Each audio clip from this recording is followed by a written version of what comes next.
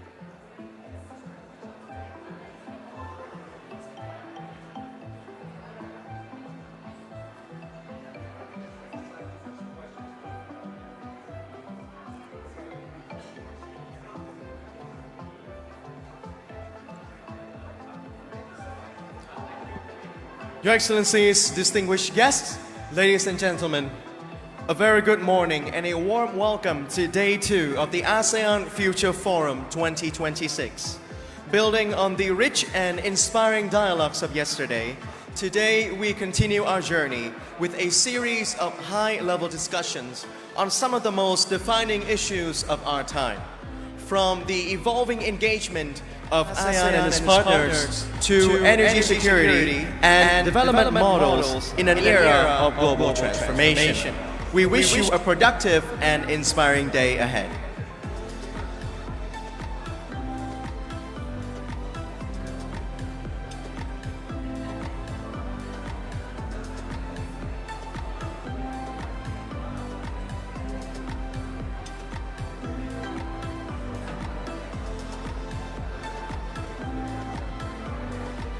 Distinguished guests, ladies and gentlemen, as we move to the second day of the ASEAN Future Forum 2026, we will respectfully invite all of you to be seated as the program is about to commence.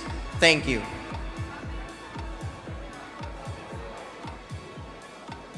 Once again, we would like to respectfully invite all of your excellencies, all of our distinguished guests to proceed to the conference hall and take your seats so that the program may begin. Thank you. Your Excellencies, distinguished guests, ladies and gentlemen, a very good morning and a warm welcome to Day 2 of the ASEAN Future Forum 2026. Building on the rich and inspiring dialogues of yesterday, today we continue the journey with a series of high-level discussions on some of the most defining issues of our time. From the evolving engagement between ASEAN and its partners to energy security and development models in an era of global transformation. We wish you a productive and inspiring day ahead. Your Excellencies, distinguished guests, ladies and gentlemen, to open our agenda this morning, we move into a highly anticipated fireside chat titled The United States and ASEAN, a strong and resilient partnership for the future. To lead this dialogue, it is our honor to welcome our moderator, Dr. Nguyễn Hùng Sơn, President of the Diplomatic Academy of Vietnam. And joining him in this session, we are honored to welcome our distinguished speaker, His Excellency Christopher Landau, Deputy Secretary of State of the United States of America.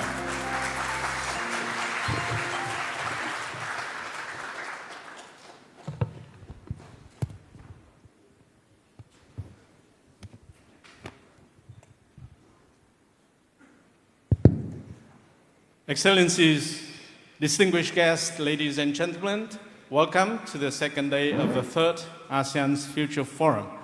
And to begin the second day, I'm very distinctively honored to welcome to the stage to join me on the fireside chat, Excellency Christopher Landau, Deputy Secretary of State of the United States of America. Deputy Secretary Landau is one of America's most distinguished diplomats and also legal expert. Since March 2025, he has served as the 23rd Deputy Secretary of State, the second highest ranking official in the US Department of State, working closely with Secretary of State Marco Rubio in shaping and implementing US foreign policy.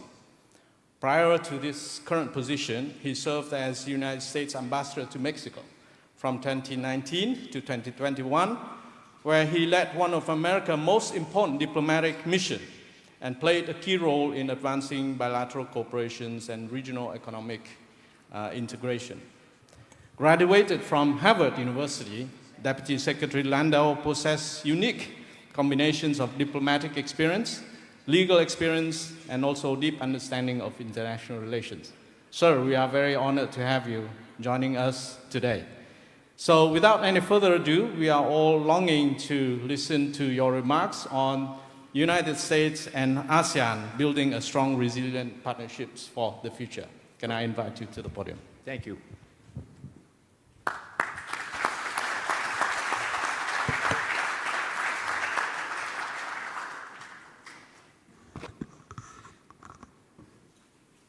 Thank you, President Hun Sen, for your very kind introduction, and congratulations to you and your Academy for putting on such an amazing presentation. It's a real honor for me to address all of you today on behalf of President Trump and Secretary Rubio, as I am here to reaffirm the United States' commitment to our bilateral relationship with Vietnam specifically and with the ASEAN region generally. This is one of the most dynamic regions in the world. This is one of the most dynamic countries in the world. And so it's a real pleasure to be here, and I really want to thank the government of Vietnam and the Diplomatic Academy of Vietnam for organizing this important forum. This is my first time in Vietnam, and so far I have been incredibly moved by the warmth of the people, the energy of the city of Hanoi, and the tremendous strides that both our countries have made to progress from adversaries to friends.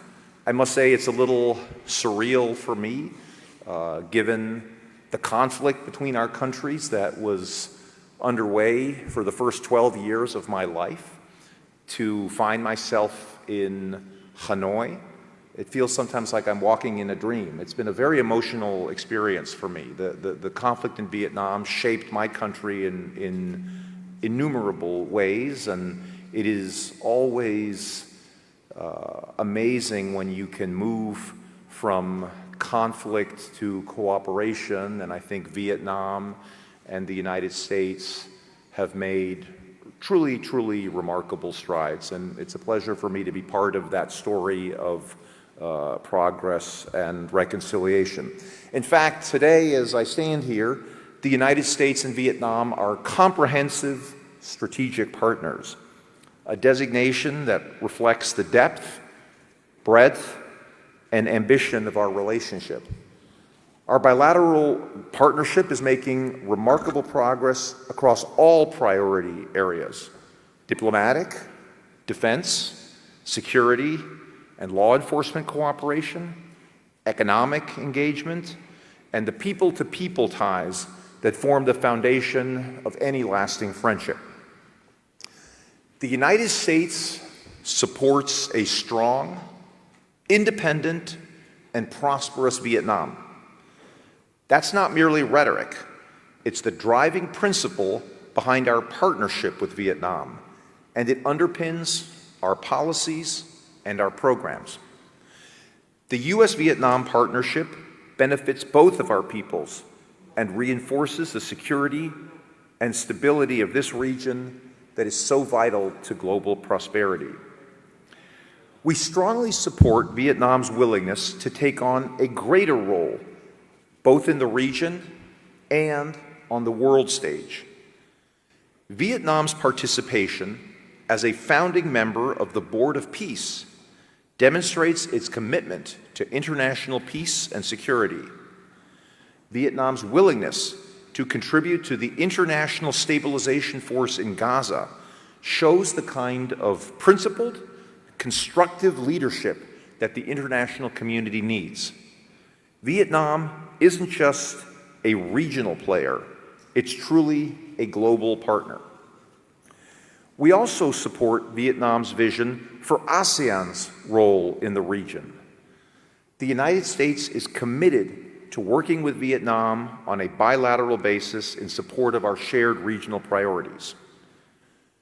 Let me be very clear about this. The United States is a strong supporter of ASEAN.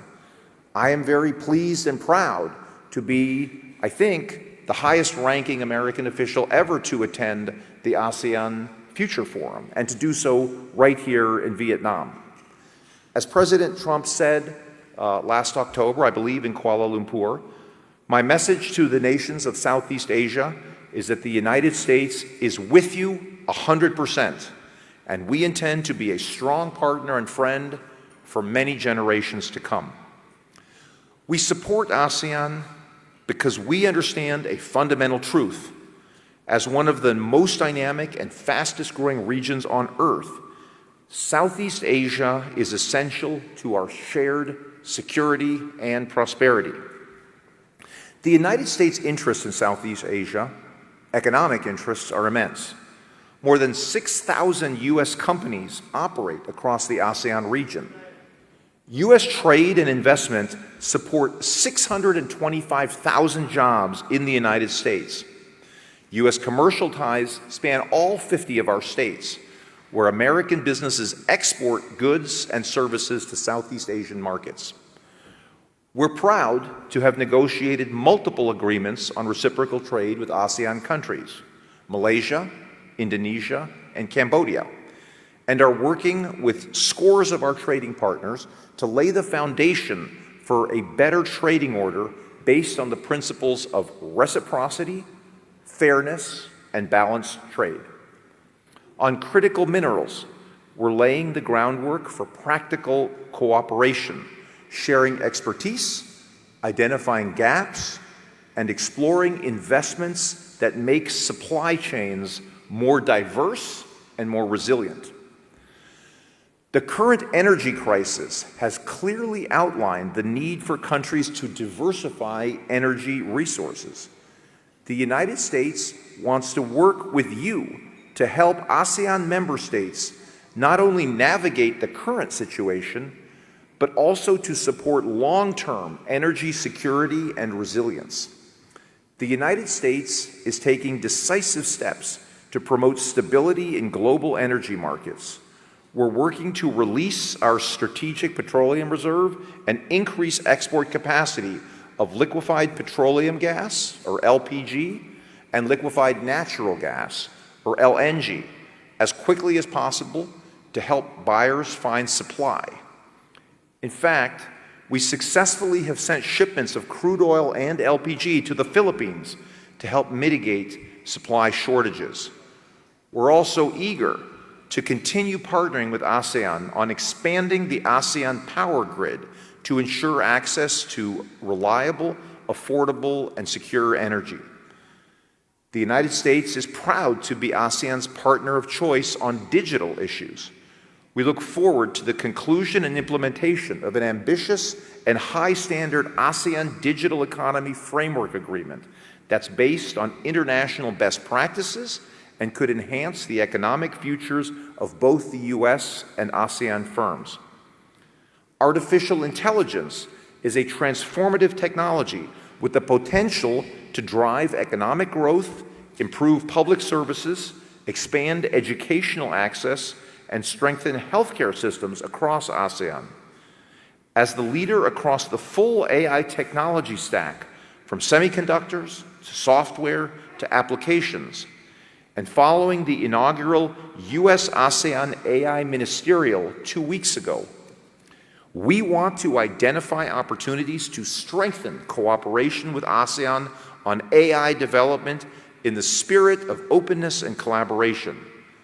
We look to this new technology with optimism and prioritize approaches to AI policy that foster the development of AI technology rather than stifle it. Across ASEAN, digital transformation will depend on trusted, reliable, and secure infrastructure, from advanced 5G networks and undersea cable systems to data centers and energy systems. We encourage ASEAN countries to work with trusted suppliers for critical infrastructure, including information and communications technology.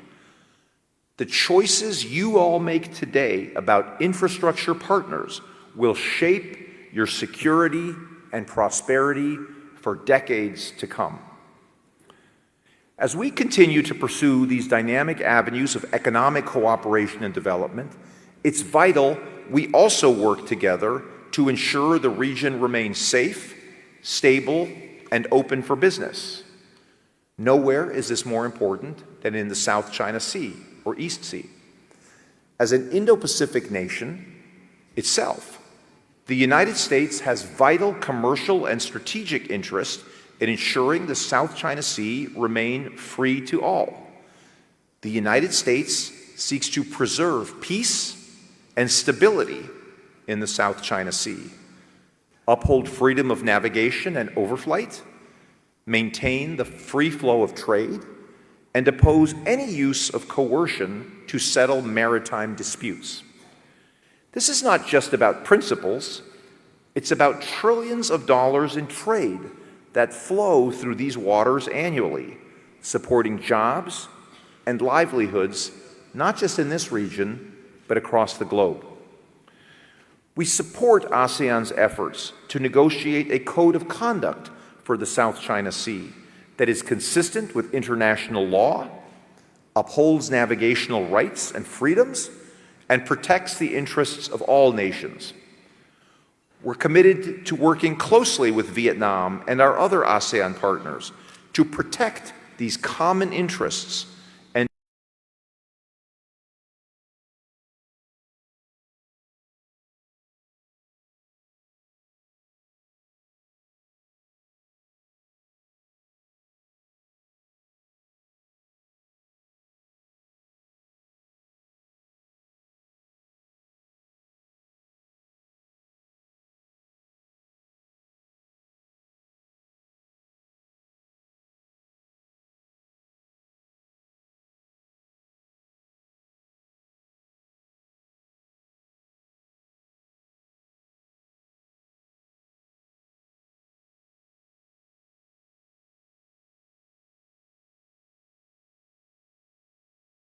enforcement issue.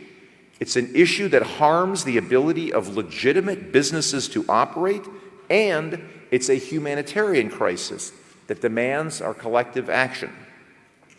In sum, the United States stands ready to deepen our partnership with Vietnam and ASEAN across every dimension of our relationship. As the United States celebrates our 250th anniversary of independence this year, a milestone that invites reflection on the innovation, dynamism, and vision that helped us grow from 13 colonies to the country we are today. We are inspired to witness that same spirit of innovation and dynamism in our ASEAN partners. The United States looks forward to a bright future of partnership as we work together to leverage game-changing technologies to drive economic growth and prosperity for our combined 1 billion people. We are stronger united, and together we can build a future worthy of our shared aspirations. Thank you very much.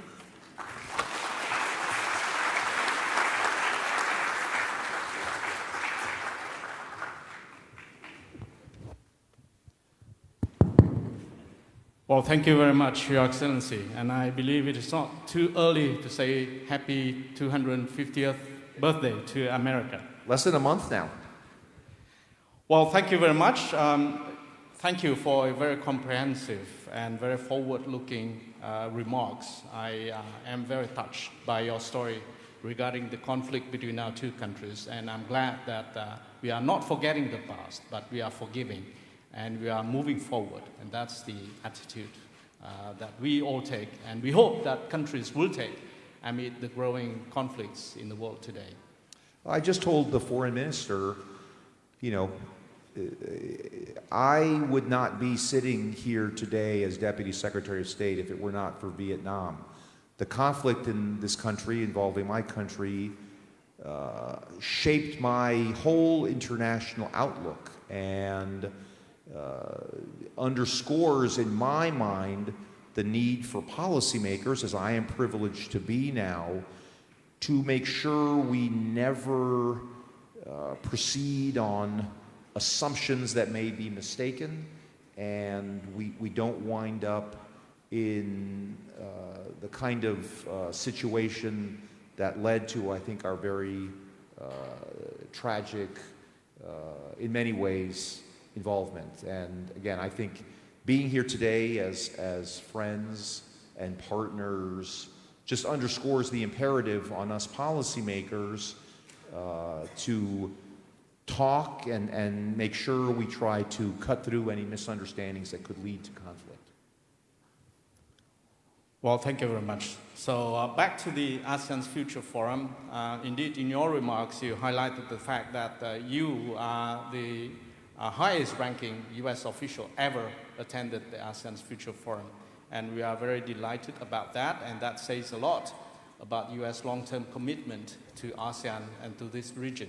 So can you enlighten us a little bit more about the place of ASEAN and the place of this region in the Trump administration's overall policy towards this region? Yeah, look, I am really delighted to be here at this important ASEAN event with so many leaders from throughout the region to reaffirm the importance that President Trump, Secretary Rubio, all of our leadership give to this incredibly dynamic region. This area of Earth, I think, is going to be responsible for a huge percentage of the whole world's economic development over the next generation. And the United States wants to be a part of your story. We think we have a lot to offer you, and you have a lot to offer us in this region. And I think it is no accident that both President Trump and Secretary Rubio traveled to this region last year during their first year in office. And I think that underscores our commitment to this ASEAN region, both on a multilateral level as well as on bilateral relations. I am here as part of a trip to 3 particular countries. I started in Singapore. I'm here today and yesterday in Vietnam, and then tomorrow I go on to Indonesia. And I certainly hope that this is the first of several trips to the region. We were able yesterday to I was very honored to meet with the Prime Minister of Cambodia to sign an important open skies agreement that I think is going to really increase U.S. investment in Cambodia and U.S. trade with Cambodia. And so I think that is symptomatic of the kind of progress we can make. And I think we are interested in engaging with ASEAN as an institution, as well as with the individual ASEAN countries, to make sure that there aren't misunderstandings as we move ahead, and to talk about broader ways that we can work together in the future. I think some of these regional power grid initiatives could be very important as the economic interests here go beyond an individual country into more regional things. I was just in Singapore. Obviously, as Singapore is looking towards its economic future, it has a limited territory. It's important that it have links with Malaysia, with Indonesia, with all of the region. And I think, it's important to think regionally about some of these issues. So, again, my presence here today, I think, underscores that the United States is ready, willing, and able to be an active partner with ASEAN. The only thing I want to underscore is that we also recognize that ASEAN countries are not a monolith, right? I think this is a very diverse part of the world. You all know this far better than I do, but the various members of ASEAN are at different stages of economic development, have very different political systems, have different cultures, and that's fine. Nobody says that there is only one correct model for any of those things, but I do think it is valuable to have regional institutions that can recognize that regions have some broader interests. And again, I look forward to deepening U.S. ties, bilateral ties, and also multilateral ties in this region. Thank you. Thank you very much, Your Excellency. You mentioned a lot about the economic dynamism of this region. And ASEAN is very quickly becoming the fourth largest economy of the world. And one of the often forgotten fact is that the United States invested a lot in ASEAN.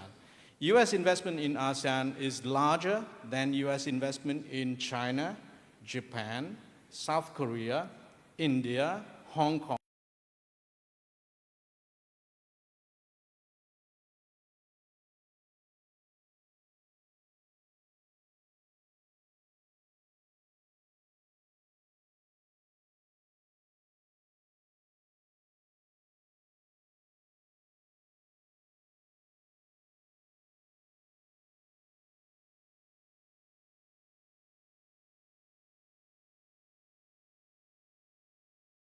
Point, and I think part of this is educational, just so Americans and American businesses understand the opportunities in this part of the world. And again, we are already here. I'm not announcing something revolutionary or new. I'm really here to acknowledge what the facts on the ground already demonstrate, that partnership with the U.S.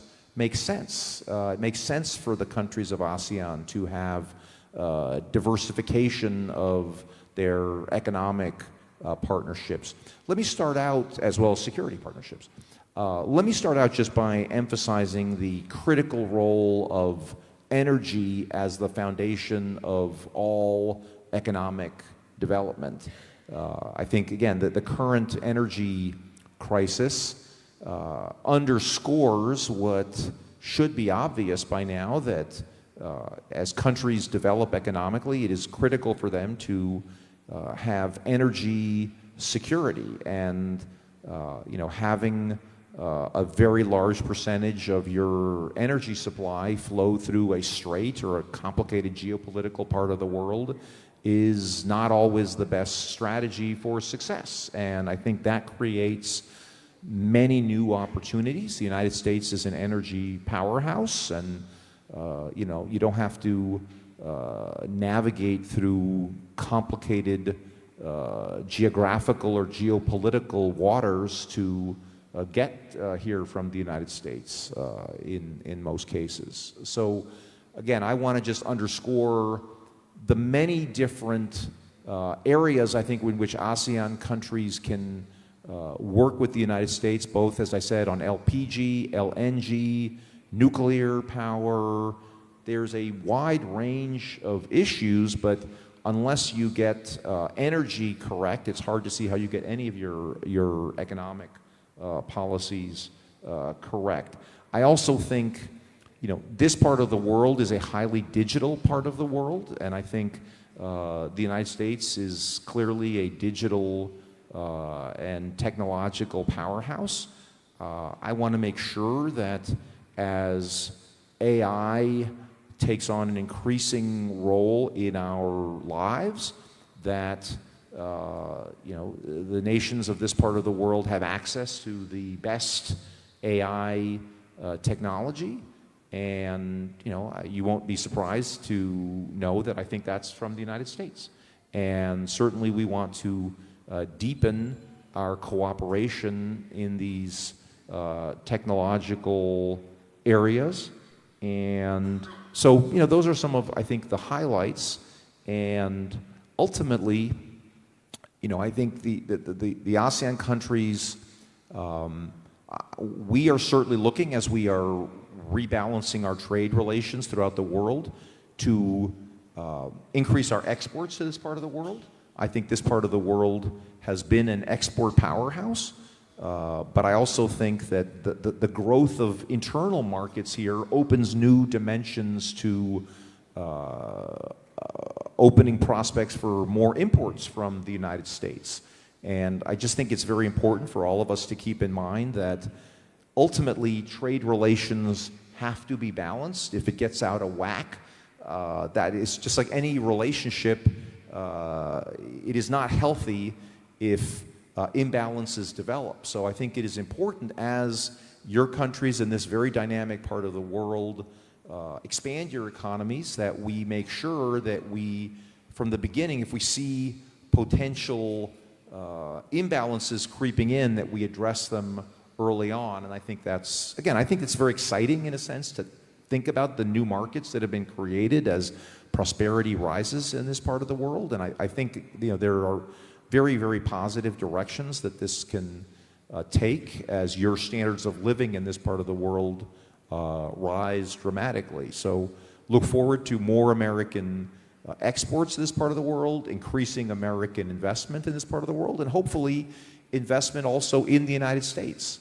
You know, investment is not just, you know, foreign direct investment is not just a one-way street that flows into this part of the world. I think also let's think about ways that companies from this part of the world can invest in the United States.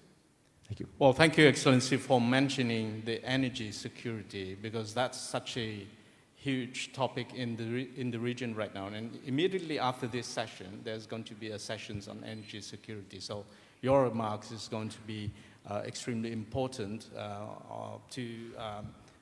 for the subsequent sessions, discussions on energy security. And also thank you for the remark that the United States is ready to work with ASEAN on the ASEAN's power grid. That's very important for ASEAN. The last question I have for you is that there are a lot of critics who look at the US engagements in this region, and they thought that the US engagement has not been completely consistent, and that somehow shake the confidence about US long-term engagement in this region. So what do you have to say to those critics to ensure them that the US is going to continue to build a stable and resilient partnership with ASEAN? Yeah, look, I understand that criticism. I would say, you know, the U.S., our system is not always built to ensure stability, in the sense that we have elections every 4 years, and sometimes we have some pretty dramatic changes. So it is not easy in our political system to put in place a policy and say, this is our policy for the next 20 years. Because it is almost inevitable that there will be a change in our political leadership over the next 20 years, and they may or may not have the same priorities. That said, I will say that there are some issues that I believe transcend traditional partisan divides. And I think cooperation with this part of the world, an economic and political engagement in this part of the world, is one of those issues. So I think it was actually during the previous administration, a few years ago, that we elevated our partnership with ASEAN to a comprehensive strategic partnership. And frankly, there may not be that many issues on which our administration agrees with the previous administration in our country. But this issue is actually one of the ones in which we do, that we think that that is helpful. And I'm here today to reaffirm that commitment to heightened relations with ASEAN. So, you know, it hasn't always been a straight line, I would say, but I think the trend has always been towards increasing engagement, and I don't see that changing in the future. So I think, you know, structurally, you know, administrations, presidents, prime ministers, ambassadors will come and go. I think these kind of economic issues that we are talking about now create a permanent foundation of a relationship that is much more resilient than ones that just depend on merely personal or idiosyncratic ties. We're talking about systemic and structural ties that really are not going to be affected by who is in the White House or in a particular government palace here or there. And that's why I think, you know, these kind of, energy agreements or digital agreements, these lay generational foundations that really don't turn on the vagaries of who is in power. So, you know, I encourage all of us to, you know, think about, making sure that we are continually institutionalizing this relationship in a way that makes it resilient to the inevitable twists and turns of politics. And I think from that point of view, given ASEAN's economic dynamism, I am extremely optimistic that this level of engagement will only deepen with the passing years. Thank you. Thank you very much, Excellency. There's one thing that I'd like to propose that is certainly going to ease many of those anxiety about U.S. commitment in the region, is that you come back to the ASEAN's Future Forum next year. Well, I appreciate the invitation. Again, it's not a hard request to ask me to come back to this part of the world. I very much I'm enjoying my trip here. It's a very important part of the world. You know, this is actually, Vietnam is the 30th country I have visited as Deputy Secretary of State in 15 months on the job. And only one of those 30 countries has been in Europe. I went to Belgium for a visit last December. I think that underscores that the United States is focused on diversifying its foreign policy relationships, and that President Trump and Secretary Rubio, again, we have our allies in Europe, but our relationships in that part of the world should not be at the expense of other countries that maybe have not had the depth of relationship that they deserve. And if you look at the world demographically, you know, where the economic dynamism is, I continue to see a very bright future, and I personally would like to be a part of that. So thank you very much. Thank you very much, Your Excellency. I'm very mindful of the time of your busy schedule, so please join me in thanking Excellency Christopher Landau.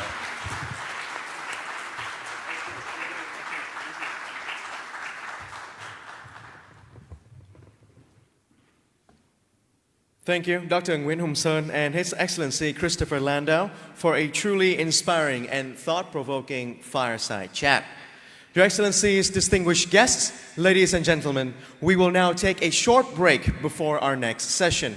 We respectfully invite all participants to take a moment to refresh and enjoy the tea break just outside our conference room, and we request you to return to your seats in approximately 15 minutes.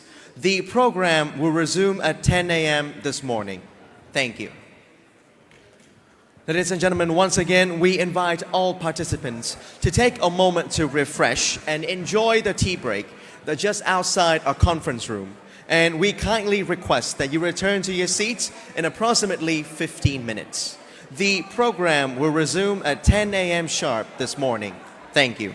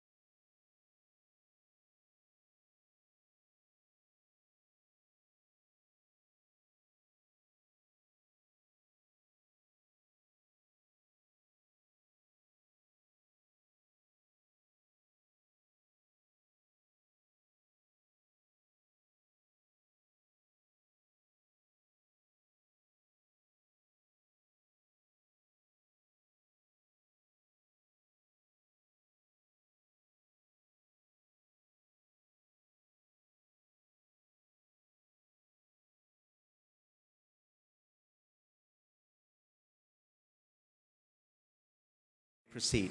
Thank you.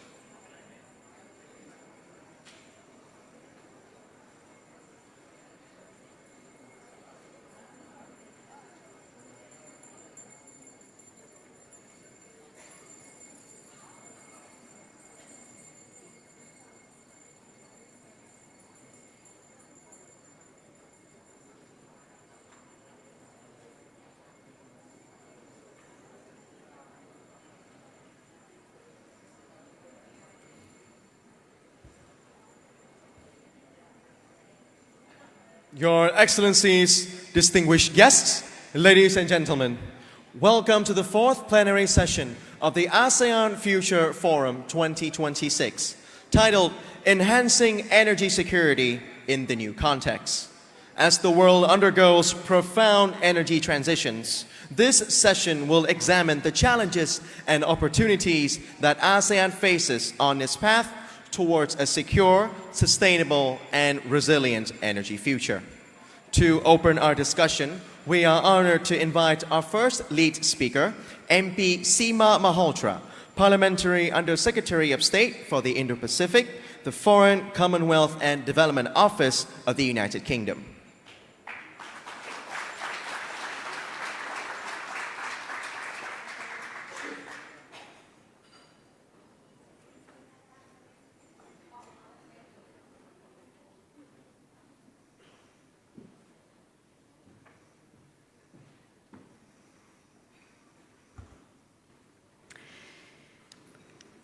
Your Excellencies, our distinguished Deputy Minister from Moet, distinguished guests, ladies and gentlemen, it is a pleasure to be here as the UK's Minister for the Indo-Pacific, to mark 5 years of the UK's relationship with ASEAN, and to focus on deepening our cooperation on stability, security, and shared prosperity.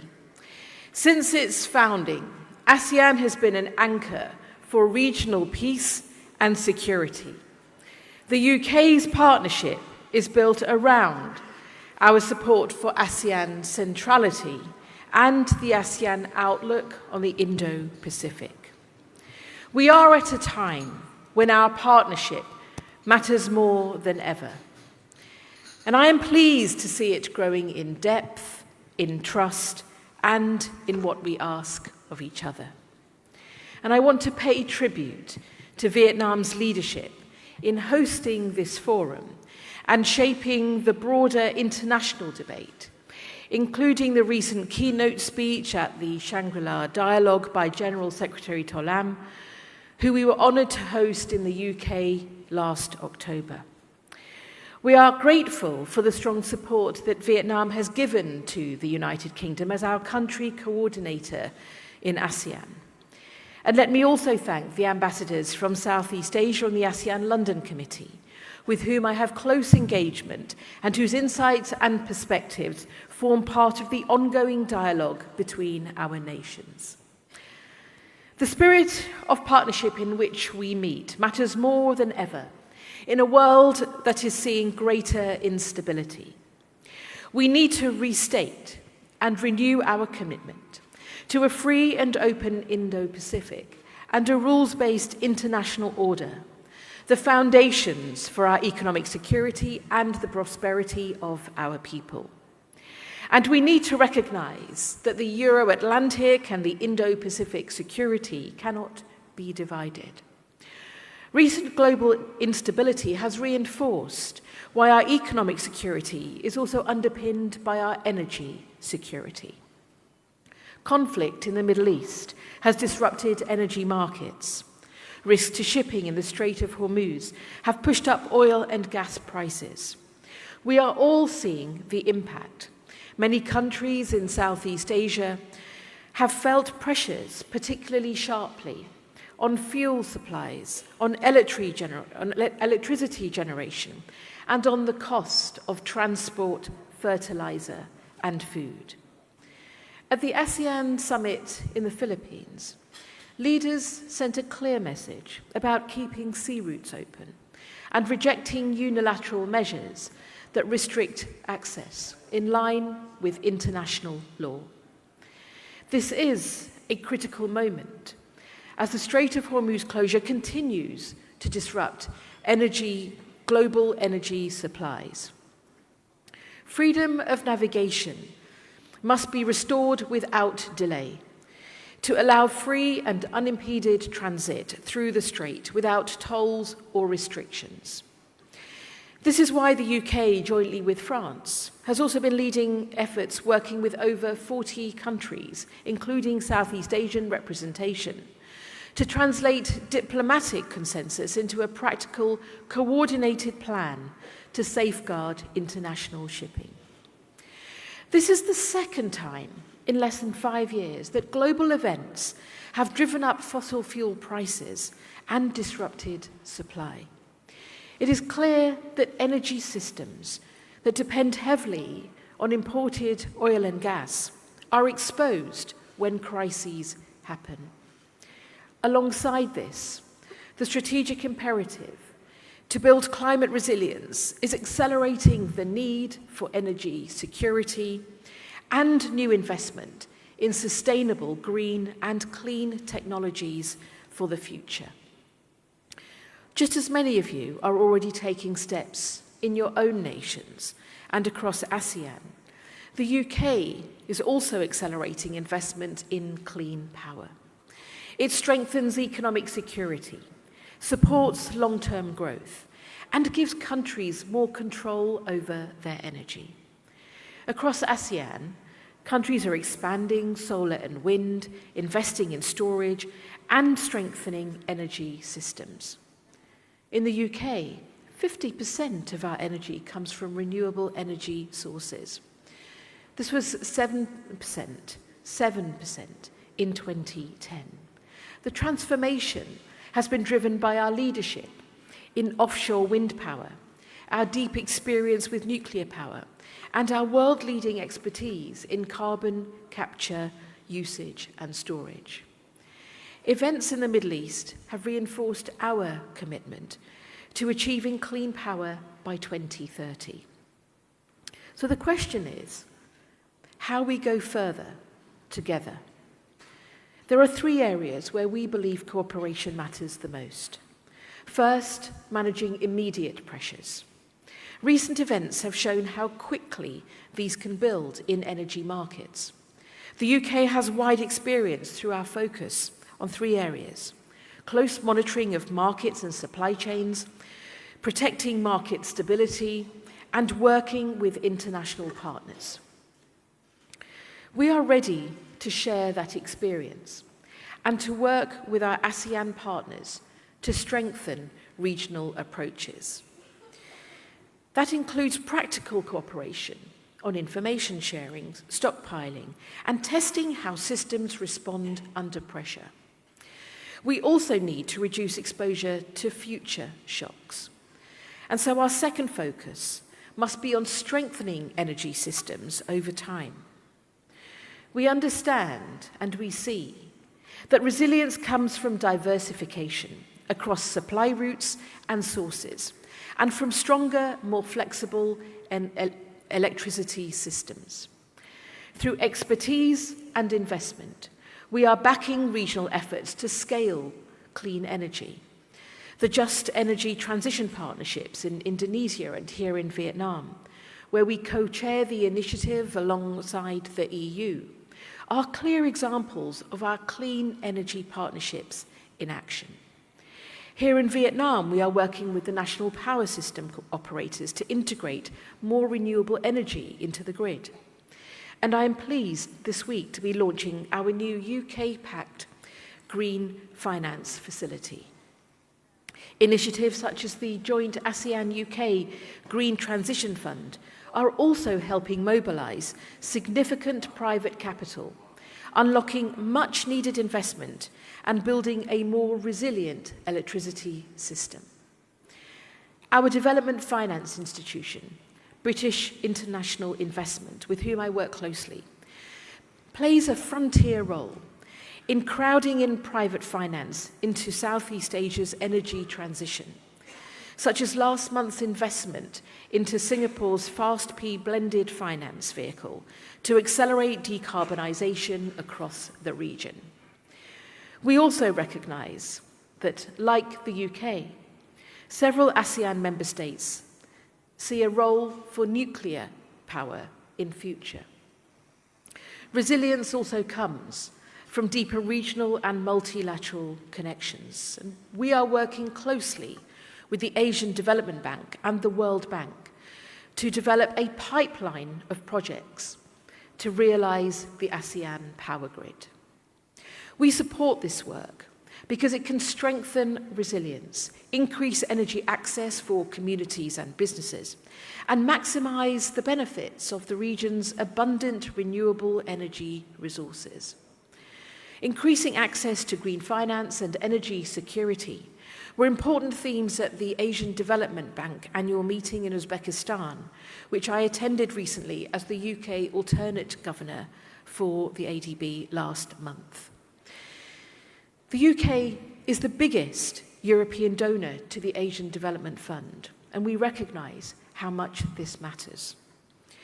In October, we plan to host representatives from Southeast Asian power companies and regulators to share thoughts on how to strengthen and link power systems. As we work to manage pressures and future-proof our energy systems, we must not lose sight of a third key element, ensuring the transition works for everyone.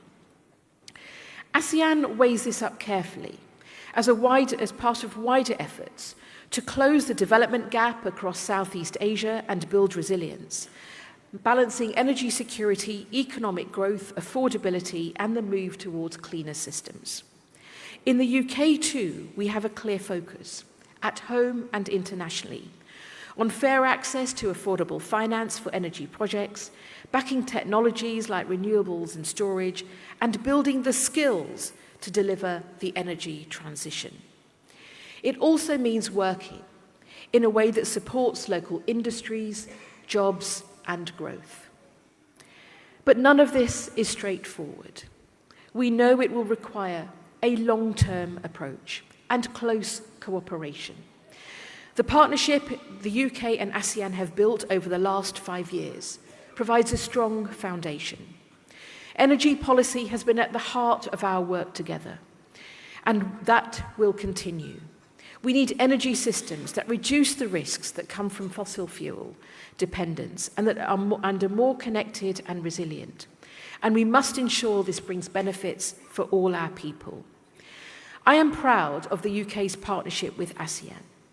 It is clear to me, and it is evident from the ambition and the leadership in this room, that together we can and we must build a future that is more stable, more sustainable, and more secure for us all. The UK looks forward to continuing to be part of that important journey with you. Thank you very much.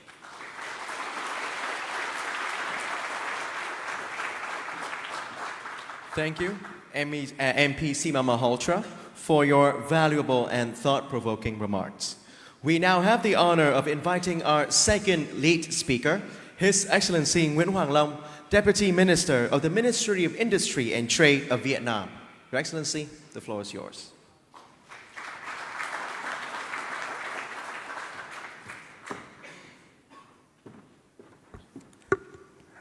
Good morning, everybody. I'd like to express our deep honor to be invited here to this important conference.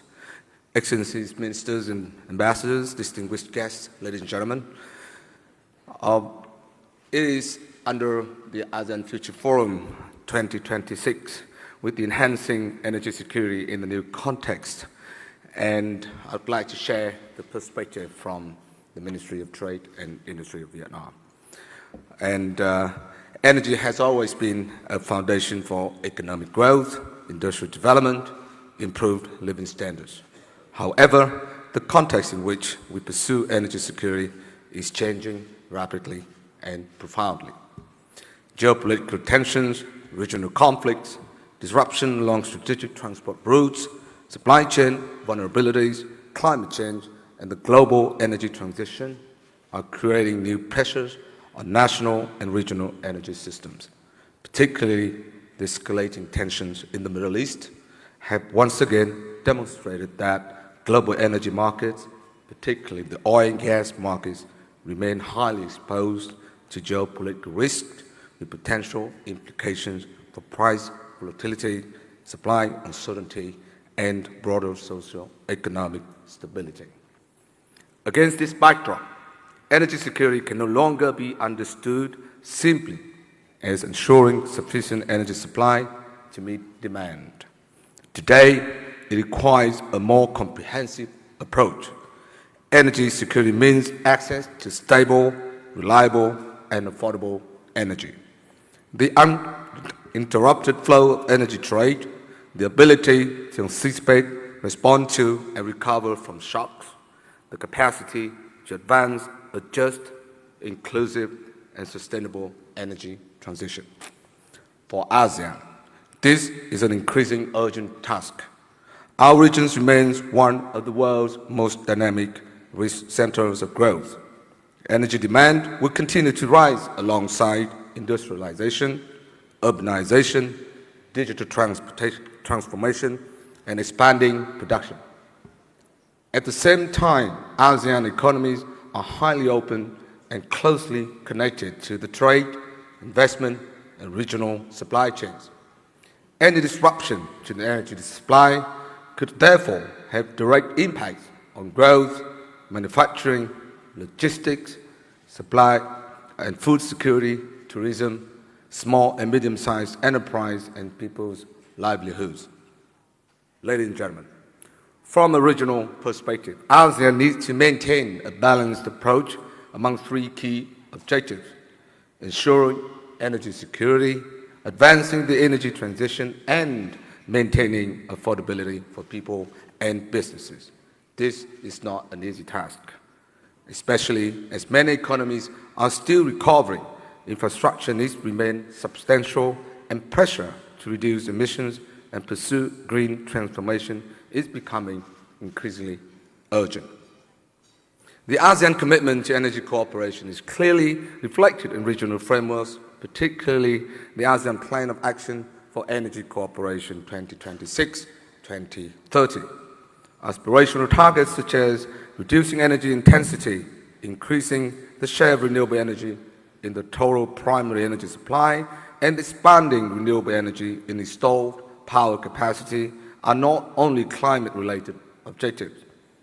They are also essential to strengthening self-reliance, diversifying supply, and enhancing the resilience of ASEAN's energy system.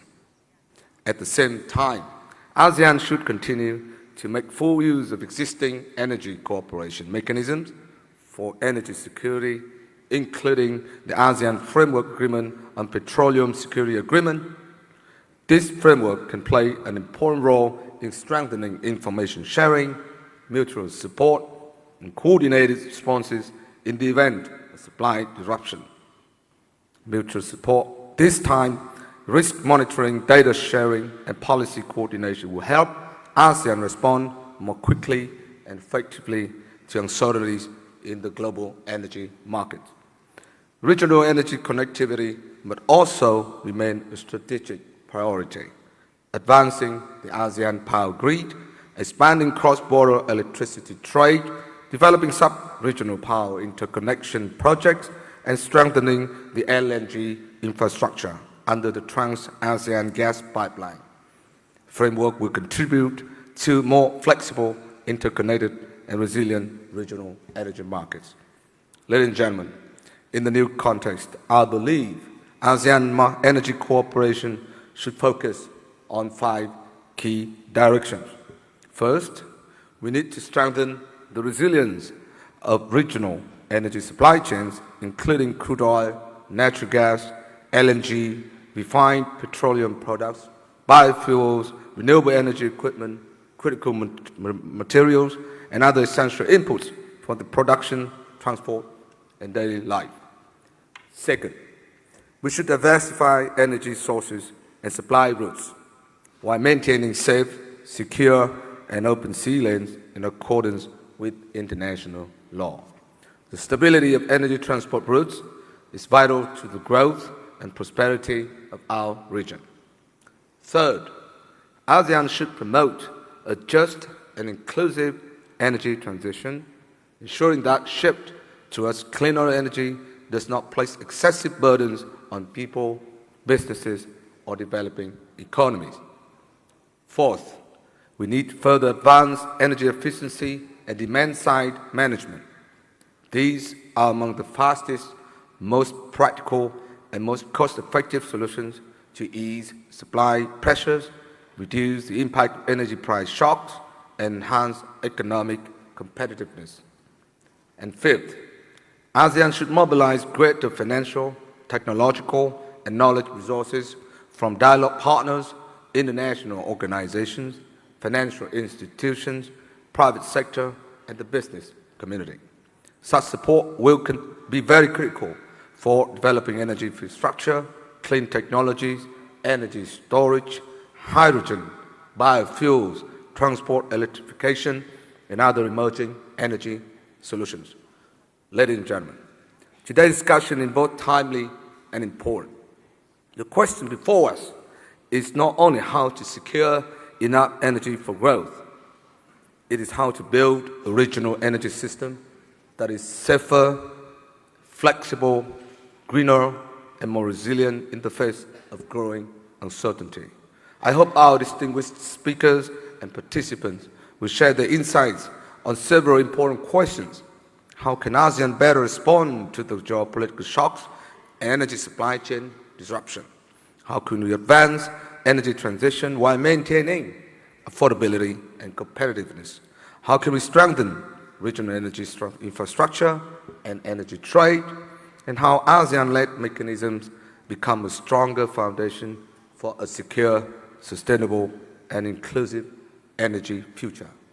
I'm confident that with the cooperation and solidarity and adaptability, ASEAN can turn today's challenges into opportunities for deeper cooperation, stronger innovation, and more resilient regional energy ecosystem. On that note, I wish the plenary section for every success. I look forward to a substantive, open, and productive discussion with practical recommendations for the future of energy security in ASEAN. I thank you all. Thank you.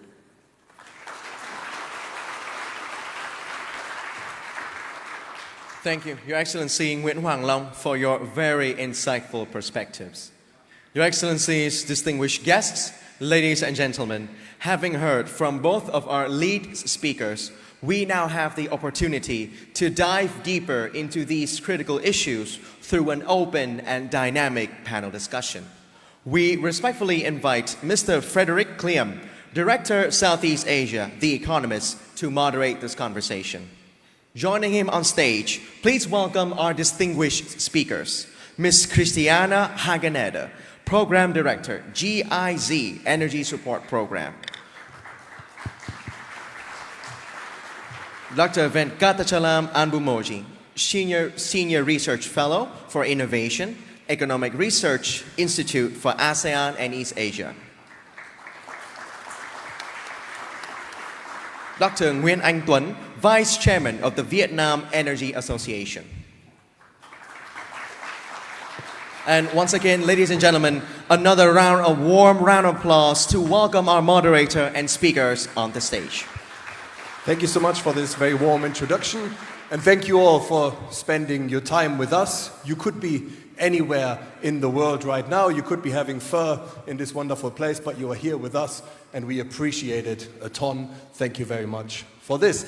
My name is Fred, and I'm with The Economist, a media outlet that may be known to some of you in this room. And specifically, I had the business consultancy for Southeast Asia of The Economist Group overall. Once again, thank you very much for being here with us today. So now, unfortunately, Mr. Landau has left the room, a great shame, because I think he could learn a few things from this panel today. His Secretary of War was in my home country only a week or so ago in Singapore, and he made a few remarks at the Shangri-La dialogue. A lot of the stuff he said there I don't agree with, but I do agree with one thing that he said, and he said that we do not need more conferences, and I'm paraphrasing here, please bear with me. We do not need more conferences on security in Asia, and I strongly agree with him. As much as this is liked by think tankers in the world, I think we need something else. Now, Mr. Hexas's conclusion was entirely false in my view. He said we need instead more tanks and battleships. I frankly disagree with that. There are three things in this region that we know we need. And the top priorities are growth, growth, and growth.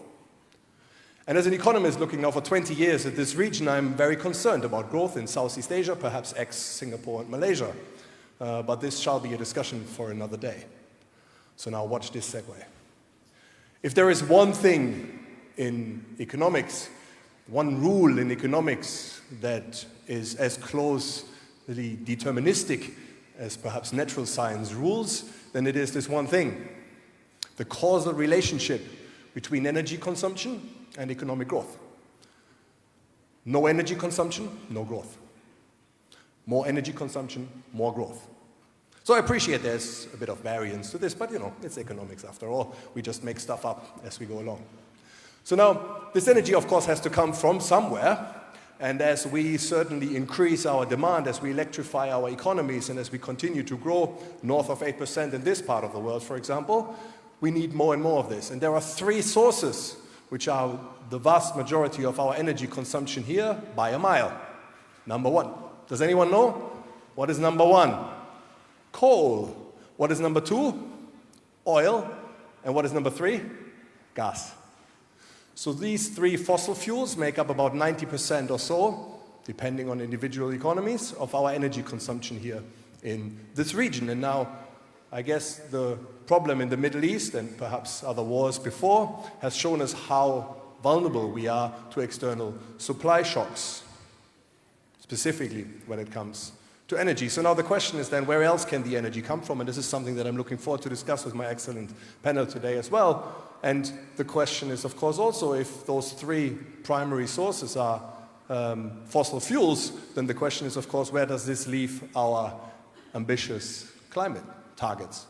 So what we want to discuss here at this panel, following the three presentations, to which I'm very much looking forward to, is how can we future-proof Vietnam's and ASEAN's power supply? Not just power supply, general energy security. How can we future-proof ASEAN energy security, avoiding future supply shocks, such as the one that has just been caused by the war against Iran, for example?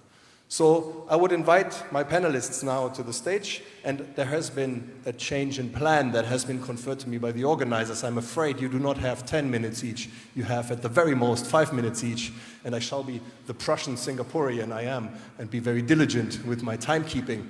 So perhaps, Christiana, ladies first, if I may invite you to give your remarks, and please stick to 5 minutes if you can.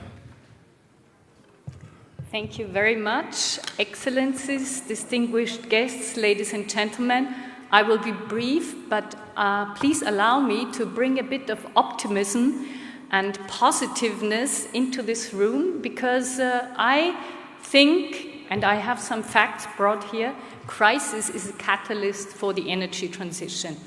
So if we look at the 20th century, the energy hunger grew a lot.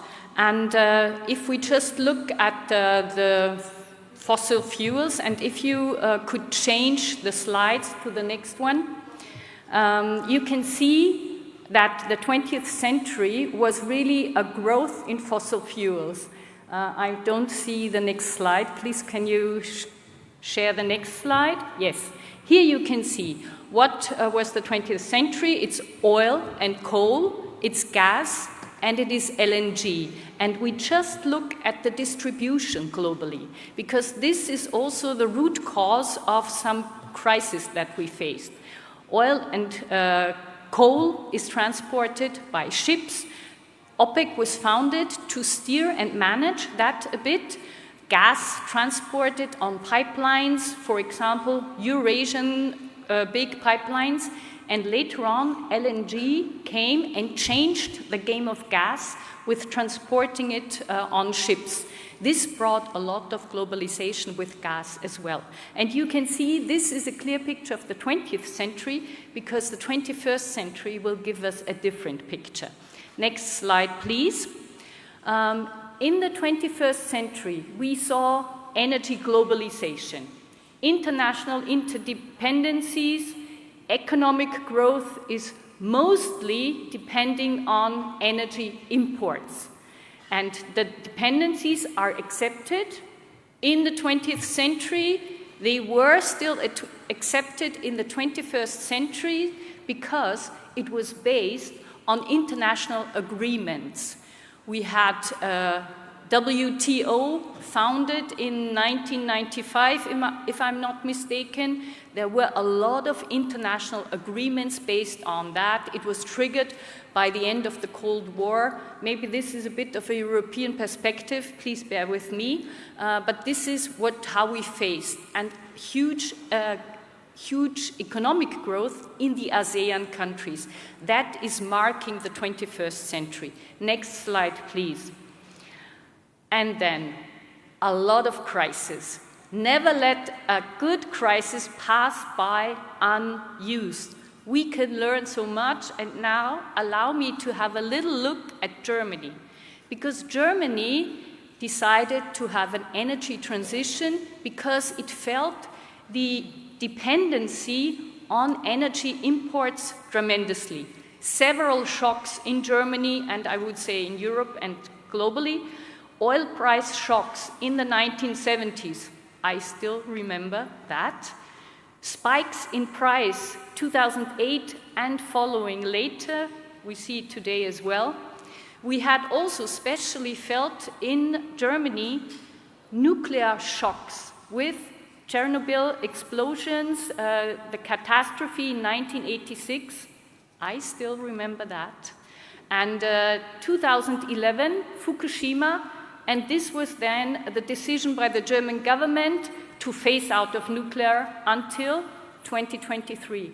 And 2023 was really hard because there was the year before, we call it a gas shock, something that was called time change in Germany, Zeitenwende, because they understand all the imported gas from Russia, they built the economic growth on, all of a sudden is in the middle of a conflict and cannot be relied anymore. So consumption of gas needed to be dramatically reduced or brought in from other sources. Another shock. Now, this year, closing of Strait of Hormuz. What does that mean? Well, something positive again, because it means more demand of electric vehicles. This is a game changer, frankly speaking. All these kind of crises are game changers. Another phase out in Germany is phase out of coal until 2038, because Germany thought a modern country doesn't need dirt, doesn't need unclean air, so decision was made. Again, it was in difficult times. Remember, deep energy crisis in 2022 because of lack of gas. So, never let a good crisis pass by unused. Next slide. Now this I will do very briefly. What are the success factors? And I would say ASEAN is on the same way on an energy transition. Energy market integration, electricity integration in the whole European Union. This helps tremendously. And electrification of all sectors, from industry to household to transport. This helps a lot because we can rely on own electricity sources from renewable energy. This means grid flexibility. We are working on that tremendously. And electricity storage. We have new potentials here, so another positive note. Next slide, please. And then I disagree on what we just heard. Energy consumption doesn't necessarily have to go up. Even if we have economic growth, we are smart.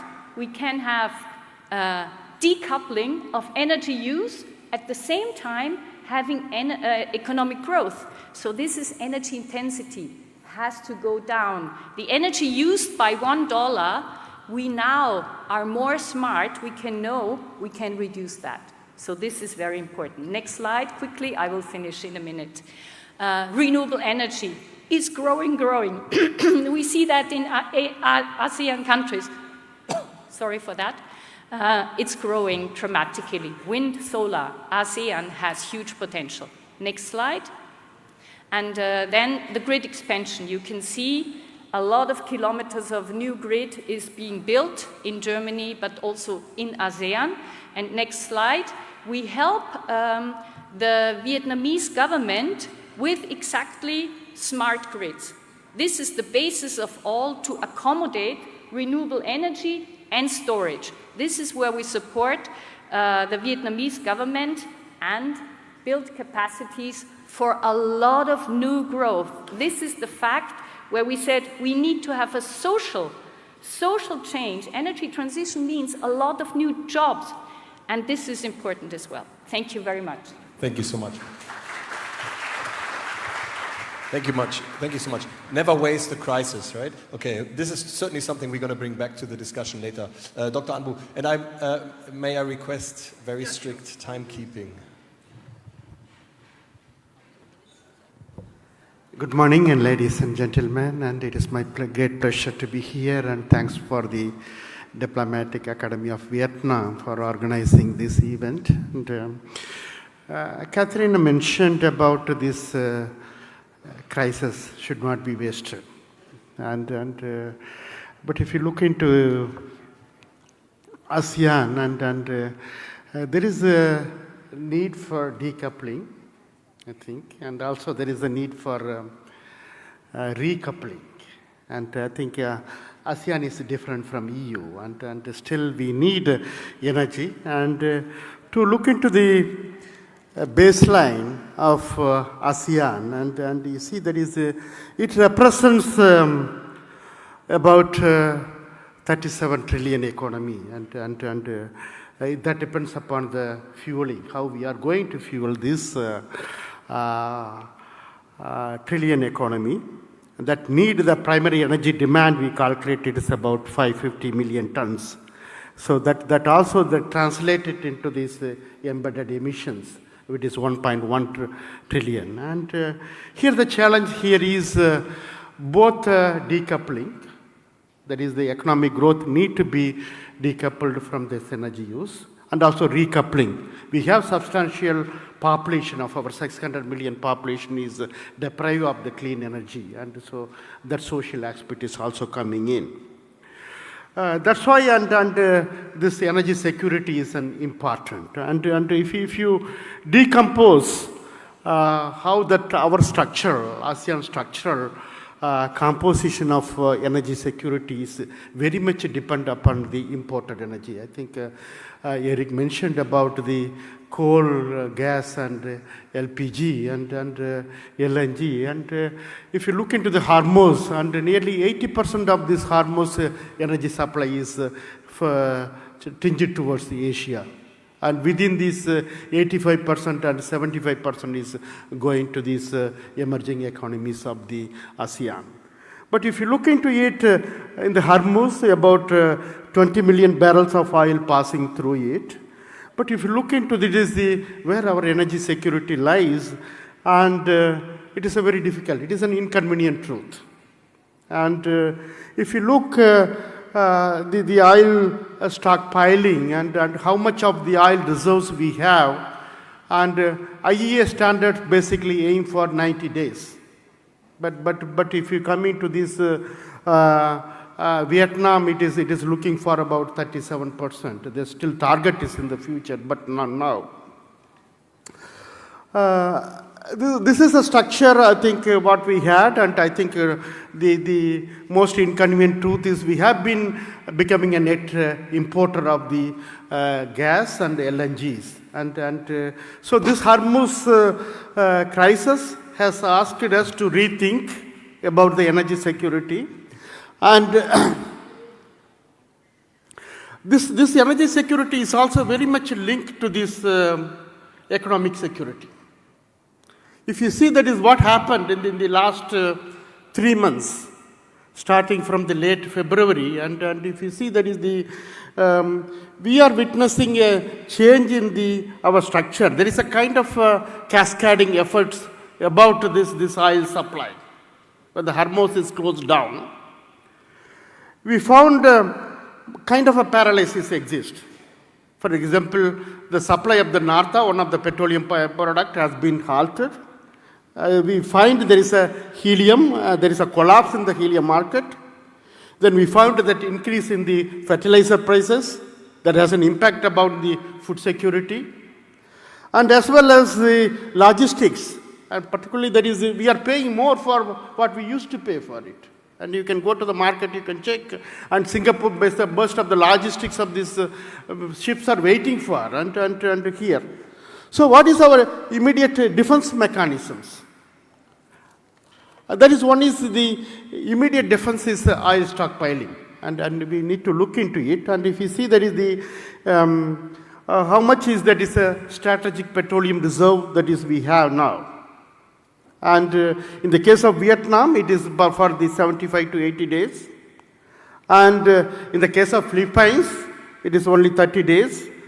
And then in Singapore, we don't have, because it completely depends upon the market. So immediately, and that the first 2 months, the response from the ASEAN countries for this disrupted energy supply is very fragmented. For example, Indonesia was looking for immediately how we can substitute other fuels for the oil and gas. They found increase in the solar and the use of the EVs, more electricity of electrifying this your economy. And third one is the conservation, working from home. The playbook of countries varies based on their fiscal capacity and then locally available resources, as well as their absorbed to the subsidy regimes. So what we can work, and then on March, President Marcos called for an immediate action, and basically ASEAN is looking for a short term how we can operationalize this APSA, ASEAN Petroleum Safety Agreement, that is already there, and second is oil stockpiling, that is a collective oil stockpiling. That is, India has been mandated to study, and we did it, and we find this cooperative framework could enhance the energy resilience and the economic security of the region. So what are these actions? Then is concentrating one on the immediate stockpiling, second is looking in the APG, ASEAN Power Grid, and then third one is the Trans-ASEAN gas pipeline. It doesn't stop here, and we also looked into the supply demand side of it. There is humanizing the security. That look into that is maximizing the domestic resources and looking into the digitalization of the supply chains, as well as humanization of this energy security. I stop here. Thank you very much. Yeah, thank you so much. Dr. Anbu, I think the solutions that you started speaking about here is something we can bring into the panel discussion for sure. So you will get your say on this. Thank you also for pointing out the differences among individual ASEAN member states. It's of course very true. Not stockpiling is only one of them, but it is also of course the path-through of the supply shock in terms of inflation. Yeah, in some countries much more than in other, and perhaps the divergence is something that we can bring into the panel discussion as well. Dr. Tuan, your 5 minutes, underlined and in bold, please. Okay. Excellencies, distinguished delegate, and esteemed colleague, it is a profound honor to address the ASEAN Future Forum 2026 today. We gather at the critical juncture for our region. My presentation today focuses on Vietnam energy security policy. We are navigating a highly complex trilemma. How do we ensure sustainable decarbonized development while simultaneously fueling a fast-growing economy targeting up to the 10% GDP growth? And crucially, how do we protect our national energy sovereignty amidst global volatility. So let's look at the Vietnam energy primary mix. This diagram illustrated Vietnam energy flow for our 2024 baseline, where total supply reached 114 million tons of oil equivalent. And you can see that our economy is still heavily carbon intensive, remaining our primary base load. And then oil is which drive our transport and logistic expansion, make up nearly 27%. However, on the positive note, you may see that renewable energy has grown remarkably to 16%. I will skip a little bit. But however, we still have this slide bring our greatest vulnerability to our sharp focus, import reliance. Looking at the last one, we can see that the troubling trajectory in our net energy import. Particularly, you can see that in 2024 alone, we import nearly 26 million tons of oil equivalent, primarily from the Singapore, Kuwait, and then the other countries. So this is this deep exposure to global supply chain represent profound risk for Vietnam. So to address this structural risk, we have implemented a revised Power Development Master Plan number 8 or PDP 8. However, make no mistake, the scale of this transition is required an estimate of 136 billion US dollar in investment by 2030 to support our ambitious economic target. Look at that. We aggressively phasing down coal. In this place, we rapidly deploying offshore wind, renewable energy, and battery storage. However, transition is not without severe friction. Let us look at the financial reality of our current import dependence. You may see that when global crude oil price spiked to $110 a barrel, we have to incur additional $12 million US dollar in extra cost every day. The disruption lasts. So, however, the point is that we view this challenge as a necessary catalyst. This price shock accelerating our transition. And then, based on what I have presented so far, we have carried out a short analysis to summarize our strategic position. With that one, I will skip a little bit, not go into detail, but based on that one, what have to come out that the strategic approach of our government of Vietnam. We recognizing this dynamic, the Vietnam Politburo, the issues resolution 17, establishing a highly pragmatic roadmap for energy transition.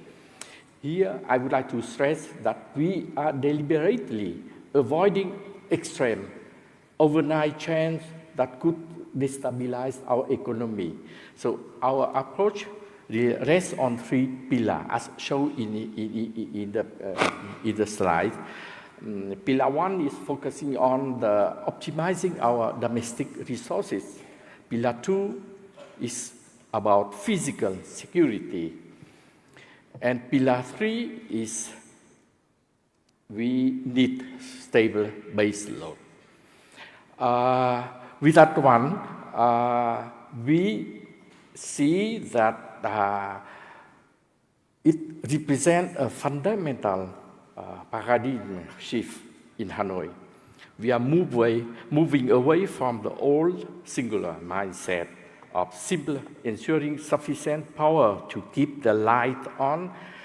So today we are operating under the model of comprehensive energy security. Okay, so that's one more slide, yeah.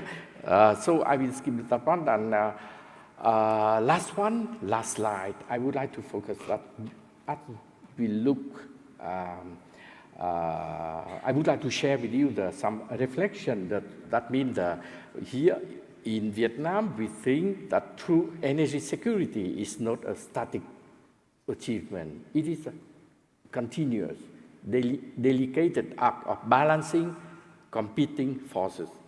So we must balance the urgent of the climate action with the immediate need of poverty alleviation. We must balance the integration of intermittent green power with the unending demand of the modern industrial base. And we must balance our reliance on global supply chain with the imperative of national security. Dr. if I okay, may urge so you to come, you will be able to explain all these reflections in more detail in the panel discussion. I promise you that much. Okay, so so that's a conclusion note. Vietnam is committed to finding the balances for the energy security, requiring the patient, massive capital, and it is a journey we are determined to make, but it's not one we can make alone. Thank you for your attention. Yeah. Thank you so much. Thank you so much for sharing your views specifically on Vietnam. And here to our audience, I would like to urge you to participate in our discussion as much as we can. We have about more or less 40 minutes left for the discussion. And if you would participate in the discussion, I would very much appreciate that. I will not probably leave time for Q&A at the end, but every now and then bring the discussion to the floor whenever you have something that is relevant to the discussion here. And I'm sure there will be people with the microphone bringing around. Okay, so thank you all. I think we should probably begin with a very mundane question, which is really how can we define energy security? I don't think that we're all on the same page here. Please keep it very, very short. If any one of you can enlighten us, that would be very much appreciated. Please, Christiana, thank you so much. Should I start? Yes. Please, so yes. First, it is build your own resources and build your own clean resources, because ASEAN countries have that high potential. And it makes economic sense. We saw in Germany, renewable energy is the most cheap energy resource nowadays. So that is, I guess, availability and affordability, perhaps? Exactly. Yeah? Okay. Both. Would one of you want to add something to this, to this definition of energy security? From our point of view, for the short term, we need to build a buffer, a large buffer. Example is like grid interconnection, ASEAN, like Album already mentioned, and we need to expand our strategic reserve for oil. That is in the medium term, and then for the long term, we need to elaborate, because difficult to establish a long-term stability on our energy security due to the technology change, fast change, and demand change. So we need on continuous alert and working on that, adapting to the context. Okay. Would it be a fair summary if I would say that is independence, perhaps? Oil reserves, building out renewables? Yes. Okay. On renewable energy, we are aiming at a much higher renewable energy for our power system. For the strategic reservation, we will aiming to increase up to the 90 day of the strategic reservation. Okay. And for the longer term, we are aiming to develop a nuclear power capacity. Okay, let's go into this slightly later. So we have now, as security, we have affordability, reliability, and independence, I guess, right? In terms of energy supply. Very good.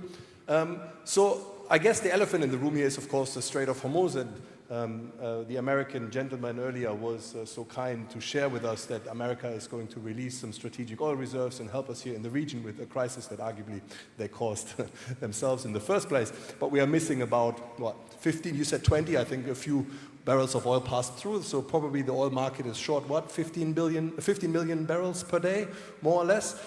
We are already seeing significant price increases, and this will have to land on somebody's balance sheet eventually. It will land either on the government's balance sheet or it will land on the consumer's balance sheet. And I'm wondering here specifically, pardon me, not so much to our European guests, but to our to regional representatives here, how would you think or assess ASEAN and Vietnam specifically, how have we handled thus far this external supply shock of our second most important energy source, oil? And perhaps you can add gas as well, if you would like. The thing is, if you see this is the external shock or internal shock, and when the energy security means there are three dimensions. One is the accessibility, and second is the affordability, and third one is the sustainability, that is Krishna mentioned. And these three need to be seen holistically. All these three angles has been disturbed because of the Hormuz.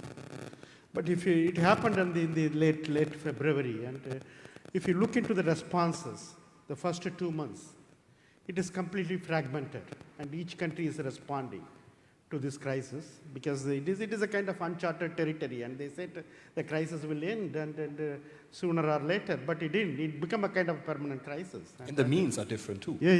And then it has, if you see that pains, and I think pains has been felt across the economy wide. And if you take that Jakarta, where I'm living in, the president has issued a directive, and I think we need to shift from the imported oil to the maximizing the renewables. So they build, that is a solar, and basically they give, that is replacing the solar and basically kind of hybrid coal power plants. The second is the work from home. I think it is going back to this COVID days, and I think all the public offices, they are working 4 days and 1 day from home. And third one is the electrification. And basically you are electrifying their economy with the more EVs and using this gas stoves rather than the oils. And so this is, each country has responded differently. And one thing is common is until now, they don't feel that the pain is not felt substantially by the consumers. That means they are under the fiscal stress.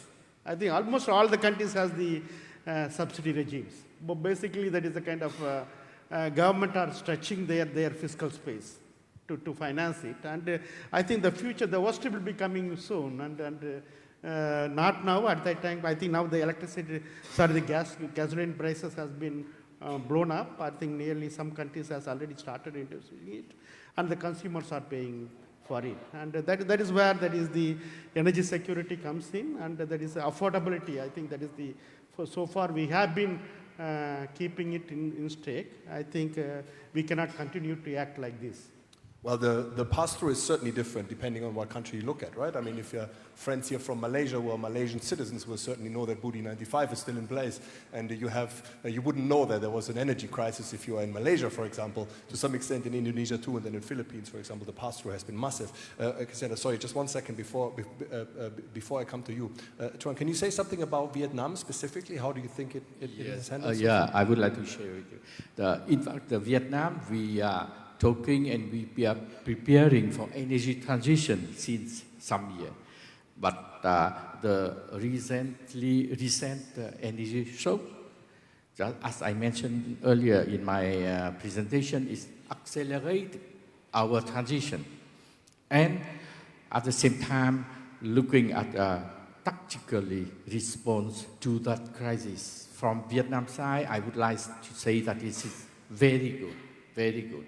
We don't have big strategic reserve, but we try to mobilize first, as I mentioned earlier, that is a petroleum stabilization fund.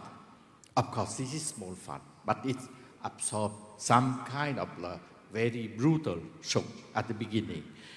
And then sorry, how is this being dispersed? Is it being dispersed in terms of subsidies or? No, we call it petroleum stabilization fund. Now we don't. We have some fund, and then it used up to reduce the level of the increasing in the petroleum price. Okay, for petrochemicals. Yeah, okay. And then a part of that, there are several measures implemented immediately to absorb the shock. But at the same time, we preparing for the a little bit longer term. As I mentioned earlier, that in at the Politburo Resolution 17, which is we've been based on our 3 pillars. And to be summarized, I think the Vietnam is respond to that crisis in terms of energy. The crisis recently is excellent, could be served as an example for the kind of the integration, collaboration and communication and the measure urgent to absorb that shock. Wonderful. Ms. Christiana, I know you have something urgent to say, but allow me to provoke you a bit, to poke the bear, metaphorically speaking, if you allow me. I presume you would want to say something about the energy transition and specifically speaking on the individual countries that have just been mentioned. And I would, as a little provocation, put it to you that the energy transition, as far as I see it in this region, is nowhere to be seen.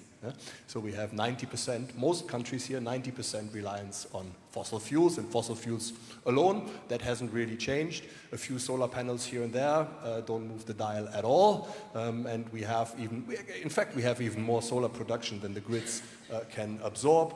And as a last final provocation, you heard it here first, we will all spectacularly miss our net zero targets here in this region by a large mile. And specifically to you, Dr. Anbu, you mentioned electrification and specifically EVs. You mentioned it, Christiana, as well. I just would like to point out here that the vast majority of electricity is generated here by coal. We're talking about 70% or so of all electricity generated by coal. The rest, mostly natural gas. So the question then is, of course, is an EV actually helping us with our net zero objectives? Probably not, right? And now you get the chance to rebuke me and embarrass me here on this stage. No, thank you for the provocation. I disagree. I disagree because I know Vietnam, and I just can underline what you just said. The reaction on the crisis was really good, substantial, and Vietnam is definitely on a very good way to reach its climate goals and also reach its other goals. And it did it, the reaction, in a very, very good way, not only top-down, but also in Decree number 10, for example, Decree number 9, they addressed tools that every citizen can take. It was about installment of rooftop solar. Ease the administrative process so people can really do something by their own, have more energy efficiency. So people have given something into their hand to be part of the energy security, their own private energy security, but this helps also the state. So I totally disagree that they will not reach their goals. I think Vietnam is really reaching the goals. In the other ASEAN countries, I'm not very knowledgeable, but what you just said, I want to underline that as well about the reaction that was fragmented. Indeed, there is a crisis and then each country is searching a solution on its own. And this was also a learning that we had in the EU in the year 2022 when gas was lacking tremendously. EU understood that only together we can react. So countries were helping each other because everyone has a different source of energy. So if you are bigger, and the ASEAN is a very big market, having agreements with your neighbors and having interconnected electricity market, for example, build interconnections, that will help in crisis. That will stabilize the region. This was a learning from a crisis. Again, learn from the crisis. No, I really appreciate this, and thank you for pushing back. I just wanted to ask you one follow-up question, perhaps, here as the European representative, because you just mentioned the LNG crisis that we certainly felt in, when was it, 2021, 2022, right? So here in this region, the perception of Europe, if I may say so, was slightly different, because what really happened was that LNG demand went up quite substantially, and Europe bought it all up at a very high price, and we here in this region were left scrambling for the few tankers that would still make their way to this region rather than selling it for a very high price in Europe. So I would say that the European ASEAN cooperation was not at its best when we saw this LNG crisis. And what in fact happened is that, and here perhaps you can bring Indonesia in as well, what happened was that governments here in this region massively accelerated their coal build out, yeah? Just to make sure for the shortfall that Germany as well for a short moment, yeah, by the way. But it there doesn't mean that the goals cannot be met. No, it just of means course. in the medium term there is a bit more on coal, for example. Absolutely, yeah, absolutely. Perhaps you wanted to contribute something. Yeah, I please, think I Dr. agree with Christina, and also agree with Thuang. But I want to give you a collective picture, the positivity of what's happening in ASEAN. And ASEAN has already achieved the collective renewable energy, the target of 25%. Is a collective for the 10+1 economies. For electricity. Yeah, for electricity. Yes. I think it's important to point out here that electricity is only a small part of the energy mix overall. But I think we are moving toward the target. Of course, I wanted to see there is a positivity, and we are also looking for the doubling that energy efficiency, and the energy that is a saved fuel is a kind of reduced imported fuel, and so we are moving towards the targets. But if you want more to do, and I think we need an international support, that is, if you look into our NDC goals and also the net zero targets, it has a clear classification. I think internally, I think we are also ambitious. We wanted to achieve that one, and if we wanted to more, and we need support, the technology and finance. So if that is flowing in, we have additional targets to reach. We are positive, and we are looking for the cooperation and coordination. Excellent. Dr. Troiner, specifically picking up on this financial support here, I was wondering, you mentioned in your presentation something about transition bottlenecks, right? So the bottlenecks really are in the transmission of energy generation towards their essentially use cases, right? Specifically when it comes to electricity. And I was wondering if you were specifically referring to what? Are you referring to the grid system, for example? And if that is the case, then who would finance this massively costly yet very, very short on ROI investment of the grid system? The general talking points usually here in this region are, we need public-private partnership, yes? As if some private company would be interested in building out electricity grids which cost billions but bring nothing but a few cents in wheeling charges as an ROI. So perhaps where does that money come from? That's true that we need a huge investment for the upgrading the grid in the future. This is a huge capital investment, and from our policy and resolution, we aim to mobilize the private sector.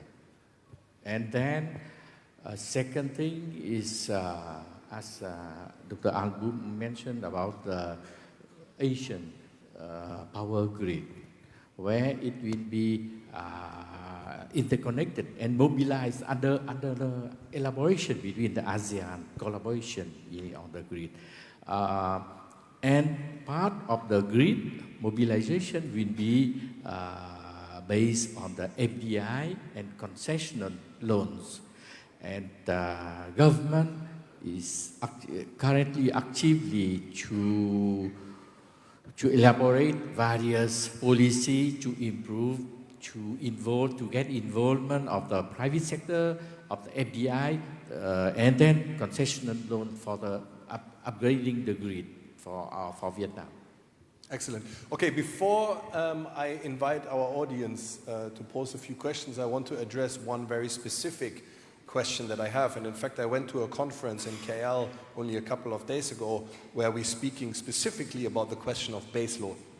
The question really is the problem of baseload that has not yet been solved, right? Let's just presume the energy transition is on a good progress, which obviously I disagree with, but perhaps there is a lot more optimism here on this panel than I have inside my heart. Where does this baseload come from? What do we do with the baseload? What technologies are we looking at, specifically here for this region, that are not pie-in-the-sky ideas, but actually already in existence and realistic? And how can we build out this baseload and scale it? And how can we at the same time maintain our commitments to our climate objectives? And the last point that I would like to bring in is, how do we then, if these baseload technologies are new technologies, how do we integrate them with the existing technologies that already exist on the ground? i.e., how can we get this as a smooth transition here in this region? Bearing in mind, of course, our very limited fiscal abilities here in this region. Yeah? Perhaps, Christiana, if I can start with you. Thank you for letting me start, because this is the core of the support that Germany is giving to Vietnam. Excellent. And first of all, we have to look at the middle term and the future. So we look at the baseload in a country that has a lot of advantages. The country has, for example, on the renewable side, a very good baseload that is hydro energy. And this hydro is existing, and even it can be used for pumped hydro. This gives us storage, and storage is the key for the future also. Before, we always thought electricity cannot be stored. No way, we have possibilities. We have old ones, that is pumped hydro, but we also have new ones coming up, battery storage possibilities. But we have more than that. We have now very good demand side and response management tools. So we all could call it smart grid under a bigger word. We have a lot of smart equipment that is able to manage the grid much better without so much need of, I would call it old-fashioned baseload that was maybe built by coal or gas. In the future, we won't need it. We have other storage possibilities and grid management possibilities. So no problem with baseload in the future. In the immediate term, we have to have a look at it, how we manage it, but we are on a very good way. And I have to say, Vietnam understands, the partners, they all understand it, and very good engineering, also the equipment, they know what they need, so it's on the way, I would say, here. Excellent. It's almost embarrassing now for me that I always have to be the one to pour some water in the wine. But this hydro is, of course, it's a point well taken, but it is very unique to certainly the northern mainland countries in Southeast Asia, not available elsewhere here in this region. But point taken certainly on the storage system, and if there are any Chinese representative here, thank you, China, for CATL, very specifically in working on the latest energy storage technology. Thank you very much for that. Perhaps we can move on, yeah, Dr. Ambu. And perhaps you can also refer to the hydro and the storage as a baseload. But perhaps, Christina, sorry, one thing, if I can add just as a little pointer for you guys as well. Whenever the question comes up in Southeast Asia about baseload, and it's very striking, maybe perhaps specifically because you're German, nuclear always comes up first. It's always the first thing that people say. Most expensive. No, of course, yeah. But it always comes up, and you didn't mention it once, which is very, very unique. We don't need in this region. So you have seen here unique insights, certainly as well. Sorry, please, Dr. Andrew. Yeah, coming to the base load, I think this region has a high hydro potential, and that is the basic. So that is. But thing is, it is distributed, and the thing is, that's why where there is a kind of Lao and Thailand, where that is Thailand has the more demand, and Lao has the supply capacity where that is interconnectivity happened. we did a study at area, and I think to integrating the more variable renewables, like a solar and wind, you need a storage systems. And I think this is the second technology I think that is we need to bring in. And then it operationally, basically, it increases the cost, and basically the base load cost. So these things can be done, and again, if you look into this interconnectivity, and I think the supply and demand, and it is varying. It works in varying policy regimes, and then the standards are also other than the different thing. We need to harmonize the standards, and when we are thinking about the integration of the renewables. And third one is, and I think as Duang mentioned, and I think their PDP is already having nuclear, and I think. Small and model reactors in Thailand and Indonesia, now they are thinking about incorporating the nuclear. So small and modular reactors as a kind of a decentralized power system. So for example, many the data power centers and then industrial parks that has been coming the remote areas and the remote islands, and they could be powered by this small, or some also now talking about this floating nucleus. And but these things need more safety standards. But there are emerging technologies, and that could be incorporated. As a region as a whole, I think we have a ASEAN plan for energy cooperation that has the 5 subsectoral blueprints. And for starting from the renewable energy, the clean coal and the nuclear, and we are moving towards it, and in a kind of coherent way, but still a long way to go. Thank you. Yeah, thank you for very interesting questions and issues. But this is very technical, so without we are working on that. Without going into the very technical detail, I just want to share the Vietnamese experience. First, no one solution. We need an integrated combination of various measures. So we currently, for example, we are working on the proposing the change in the time of use.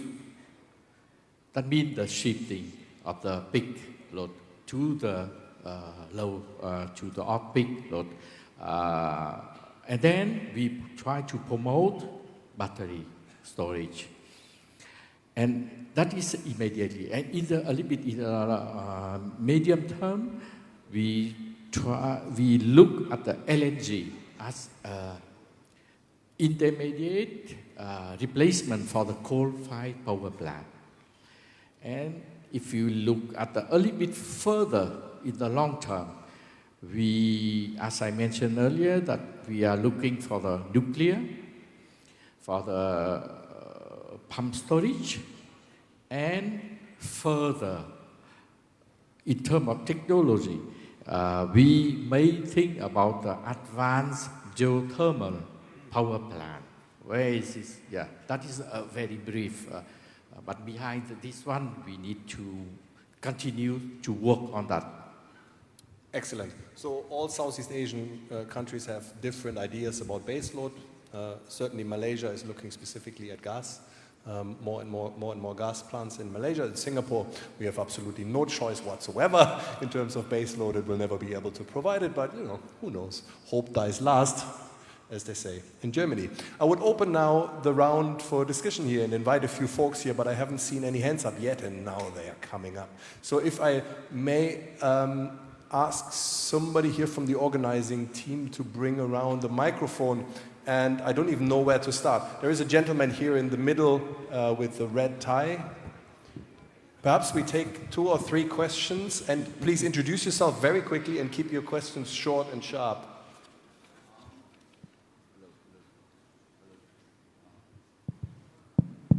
Okay, Working. Okay. Hello, I'm Kian from the Diplomatic Academy of Vietnam, and I really want to thank the panel for a very insightful discussion. I'm a big fan of The Economist also, so it's a pleasure for me. Good man. I have 2 quick questions for the panel. The first is that I think currently many countries publicize the energy industries to ensure accessibility and to individuals and businesses. Given that the process of developing infrastructure and technology for clean energy is quite expensive, long and possibly long research and development. Should ASEAN countries put this mission into the hands of private sector, or should it still be a government-driven effort? My second question is that can the region's reliance on renewable energy be something that is also weaponized, given, for instance, hydro energy used by countries that share the Mekong River is affected when one country builds a canal, or countries in the upstream can possibly block the water from downstream countries? Thank you so much. I didn't quite catch the adjective that you added to reliance on renewable is what? Oh, I'm sorry. It's weaponized. Yeah. Weaponized. Yeah. Okay. Sorry. Okay. Thank you. Thank you so much. Cheeky asked 2 questions. Okay, then we take 2 more here from there. The young lady there at the very left. And the young gentleman here in front as well, please. Good morning, and thank you for your sharing sessions. My name is Ha Phương, and I'm youth delegate from Diplomatic Academy of Vietnam. And from the sharing of our speakers, I understand that energy transitions is urgent, and no members, ASEAN members, should be left behind. But for some ASEAN member states, I feel that the transition timeline is quite abstract, while the energy shortage and dependence on fossil fuel are immediate reality. So my question is, beyond financing mechanism and regional regulatory framework, what specific commitments can public-private partnership can make to ensure the inclusion, so people are not only just passive recipients of the energy transitions, but they can also actively participate in building it. And one example that I know is that... No. In the interest of time, I would interrupt you here and listen to your example over the coffee break, if you don't mind. Very nice that we have young students participating from the DAV, but I would appreciate if we could get one more question that is not from the organization. Is there somebody here? There, please, the young gentleman there on the left. Excellent. Thank you so much, sir. Hello. Good morning, and Sawadee Krap. I'm Grit from Thailand, and also I'm a farmer. I'm trying to be involving in this transition as well. And I have 2 points. I have 2 questions to Christina. You really inspires me. Back then, I mean 50 years ago or 40 years ago, when we realized the environmental damage, we had the term of degrowth, but you just raised a new term, new growth. So can you please explain a bit more how we can reduce power consumption while growing economy? And the second point, nowadays I have seen some stakeholders already has been involving in this green transition. Quick question, please. And then you also raised the term of social chain. Can you please give me an example how working class or regular people like farmer or labor force can be involving in this green transition as well? Thank you so much. Thank you very much, sir, and thank you for being a farmer. That is a very much appreciated economic activity, ensuring our food security. Thank you very much, sir. Okay, let's begin with the question. Perhaps we start with the last one first because it was directly posed to you, Christiana. It was about the idea of new growth and perhaps in the broader scheme of just transition, right, and bringing people in. Yes, thank you very much for this question. So there are hundreds of examples how the transition to a clean society or clean economy can happen in a very social manner. First of all, I already mentioned we have to understand that the renewable energy is the cheapest source. We know that in Europe already. We talked about investment in the grid. Of course, this is an investment. Nobody would question building a new road, but then people would question a new power line. It is for the future a very good investment for energy security, but also for an economic, cheaper energy source that can be controlled by the country. So this is the basis of all. And what does it mean? We have new technologies that are coming in. We talked about, of course, solar and wind, everybody knows. We talked about battery storage.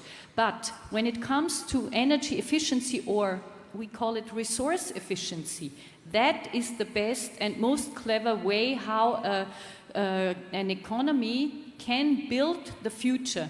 Because we know now we don't need so many resources to have the same output as before. So this learning is now building new jobs, new skills. We need people who can produce something on less resources. There is the so-called circular economy projects where you have material, reduced material for the same amount of things. Take chips, this is one thing, but almost all products that we have nowadays, they are so much more reduced in the basic resources than 20 years ago. And we can do that even more. We have more technology. And the green skills means that we have new jobs. That also means that some jobs that were a bit based on older technologies, people have to adapt, and it's a lifelong learning. It doesn't mean that the person at the age of 40 cannot adapt anymore. No, age 50, no problem. And you asked about how can farmers participate in that. Well, there are many ways, because farmers, they are at the core of food production, of course, but with reduced resources like water and energy, they have so many more possibilities with new technologies to reduce their investment at the beginning. Another example, we have a project that is called Agri-PV. That means with Agri-PV, so agri-photovoltaic, PV means photovoltaic, and that means that farmers can use their land and have photovoltaic, means they collect energy. At the same time, they can use the land also for specific crops. So this is also something that came up in the last 7 years. We learn every day, I would say, and farmers, they can participate definitely in all that transition. Very good. I think I could group two of the questions into one, because both of them were on public-private partnerships. One, transition is urgent, and ASEAN member states are relatively limited in their fiscal capacity, and expensive infrastructure was one that was being brought up. So what is the role here for public-private partnerships? Perhaps, Dr. Ambu, if you don't mind responding to that one. Keep it crisp, precise, and insightful. Yeah, that public-private partnership, that is essential. And I think maybe I would like to add one more P, that is the public-private people-centric partnership. Public-private? People partnership. And I think if you look into the narratives we have been discussing, and this energy security and the energy transition, and this is not a kind of luxury, and it is, if ASEAN is looking for a one single market, and it need to be based on these three PPP principles, and which is the collective responsibility when coming to the technology and the finance. And the energy transition, and as you said, and most of the countries has committed for the Paris Agreement, NDC goals.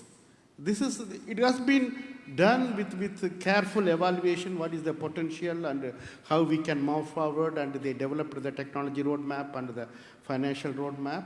And the technologies, most of that, I think IRIA has done a study. There are about 100 technologies that can help to meeting these goals, and individually and collectively. But most of the technologies, it's not owned by the governments. It is rest in the private sector, and it is not available for free.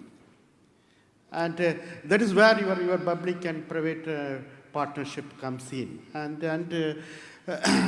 if you look at this technology and the finance window need to be combined together, and both the windows rest, and the government can help them to open some of the finance window. I think that need public finance.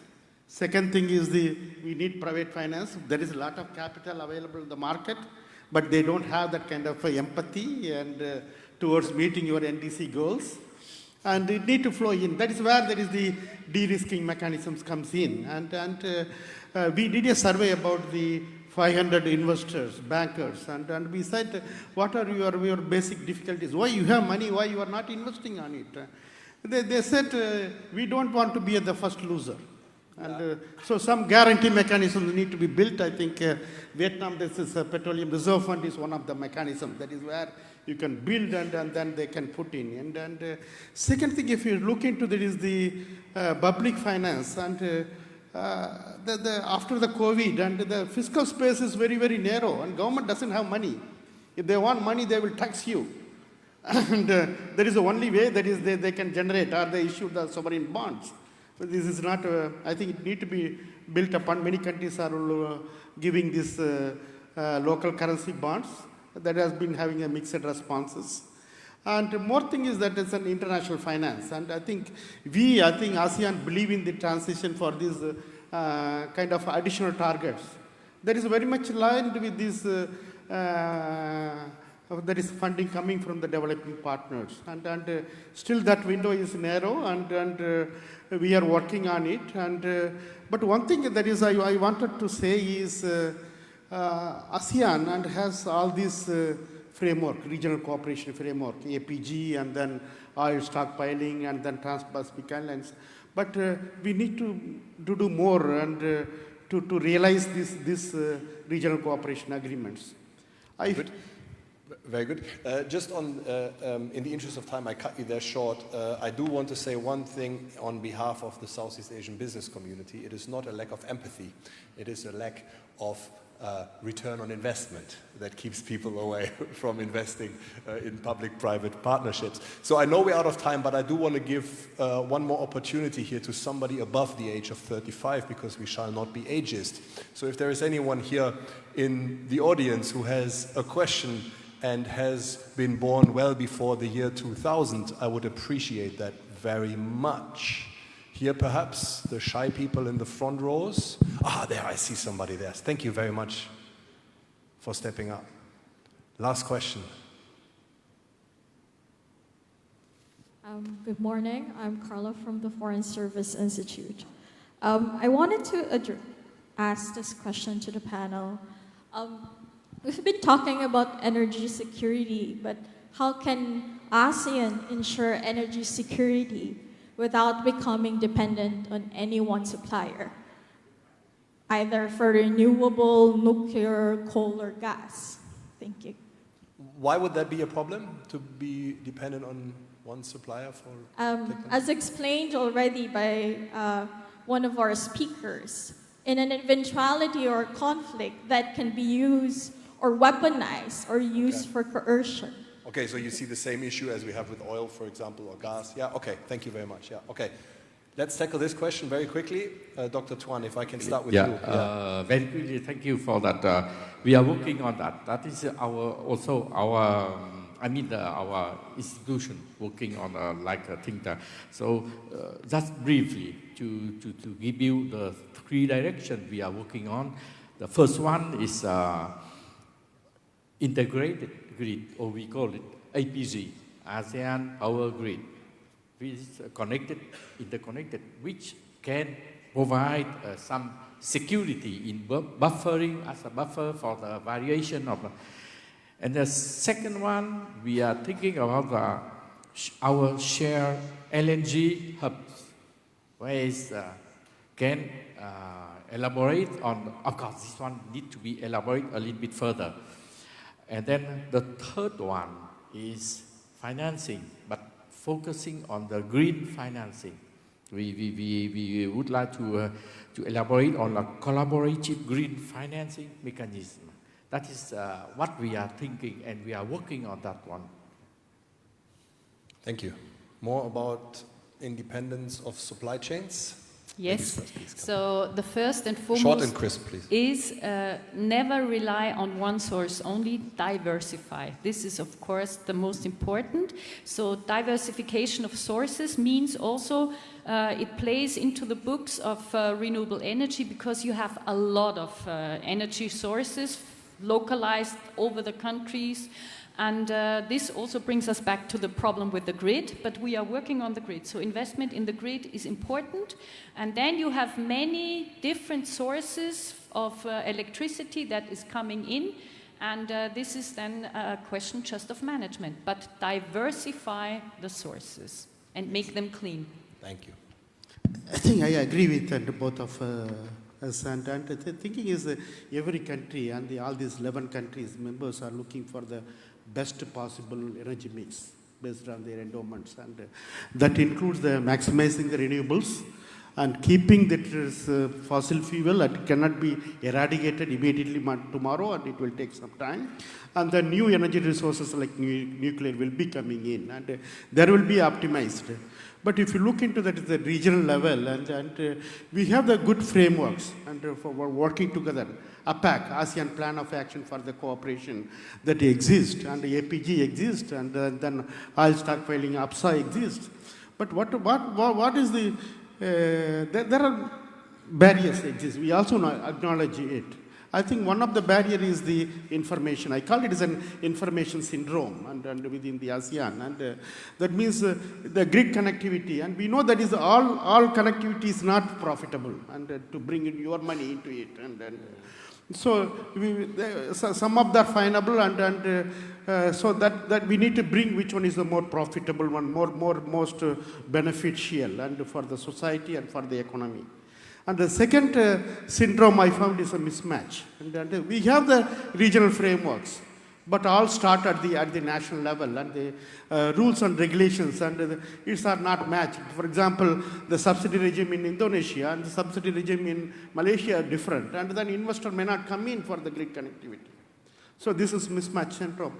And third one is the fragmentation syndrome. And I think here all these things, realizing the energy security and realizing the grid, we need all the stakeholders.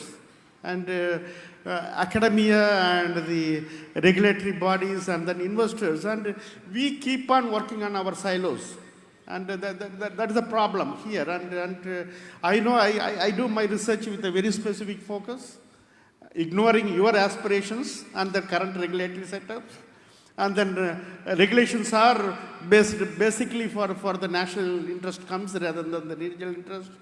And this kind of fragmentation syndrome, we need to work together to achieve all this. We have the blueprint. The thing is how we can make it to realize it. Thank you. Excellent. Thank you so much, guys. It was insightful, it was very funny, and it was certainly a bit technical, and I apologize for that, but it is very important to often move beyond these rhetorical phrases such as we need to move the dial on the energy transition. Yes, of course, we need to move the dial on the energy transition, but the question is, of course, how and who is going to pay for that? And you have delivered expert detail on this here, so thank you very much. Before we close, I want to say a couple of thanks. I want to thank myself for moderating this panel, and I want to thank my excellent panelists for giving us a lot of detail and sharing their wisdom with us and bringing our attention to the very important, yet hopefully to be overcome at some point, dependence on fossil fuel imports here in this region. And last but certainly not least, I want you to thank yourself for attending this session, being here with us, whereas you could be anywhere in this world. You are in this room, and I myself and my panelists appreciate that very much. So give yourselves a round of applause. Thank you so much. And I'm only 7 minutes over time. Thank you.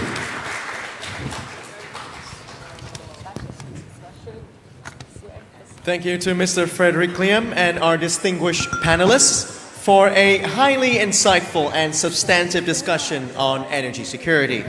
Your Excellencies, ladies and gentlemen, this concludes our morning sessions for Day 2 of the ASEAN Future Forum 2026. We would like to invite all delegates to proceed to the designated dining area for lunch and networking. Please ensure you return to the plenary hall at exactly 1:30 p.m. this afternoon as we resume with our upcoming strategic dialogues. Thank you very much, bon appetit, and have a wonderful midday break.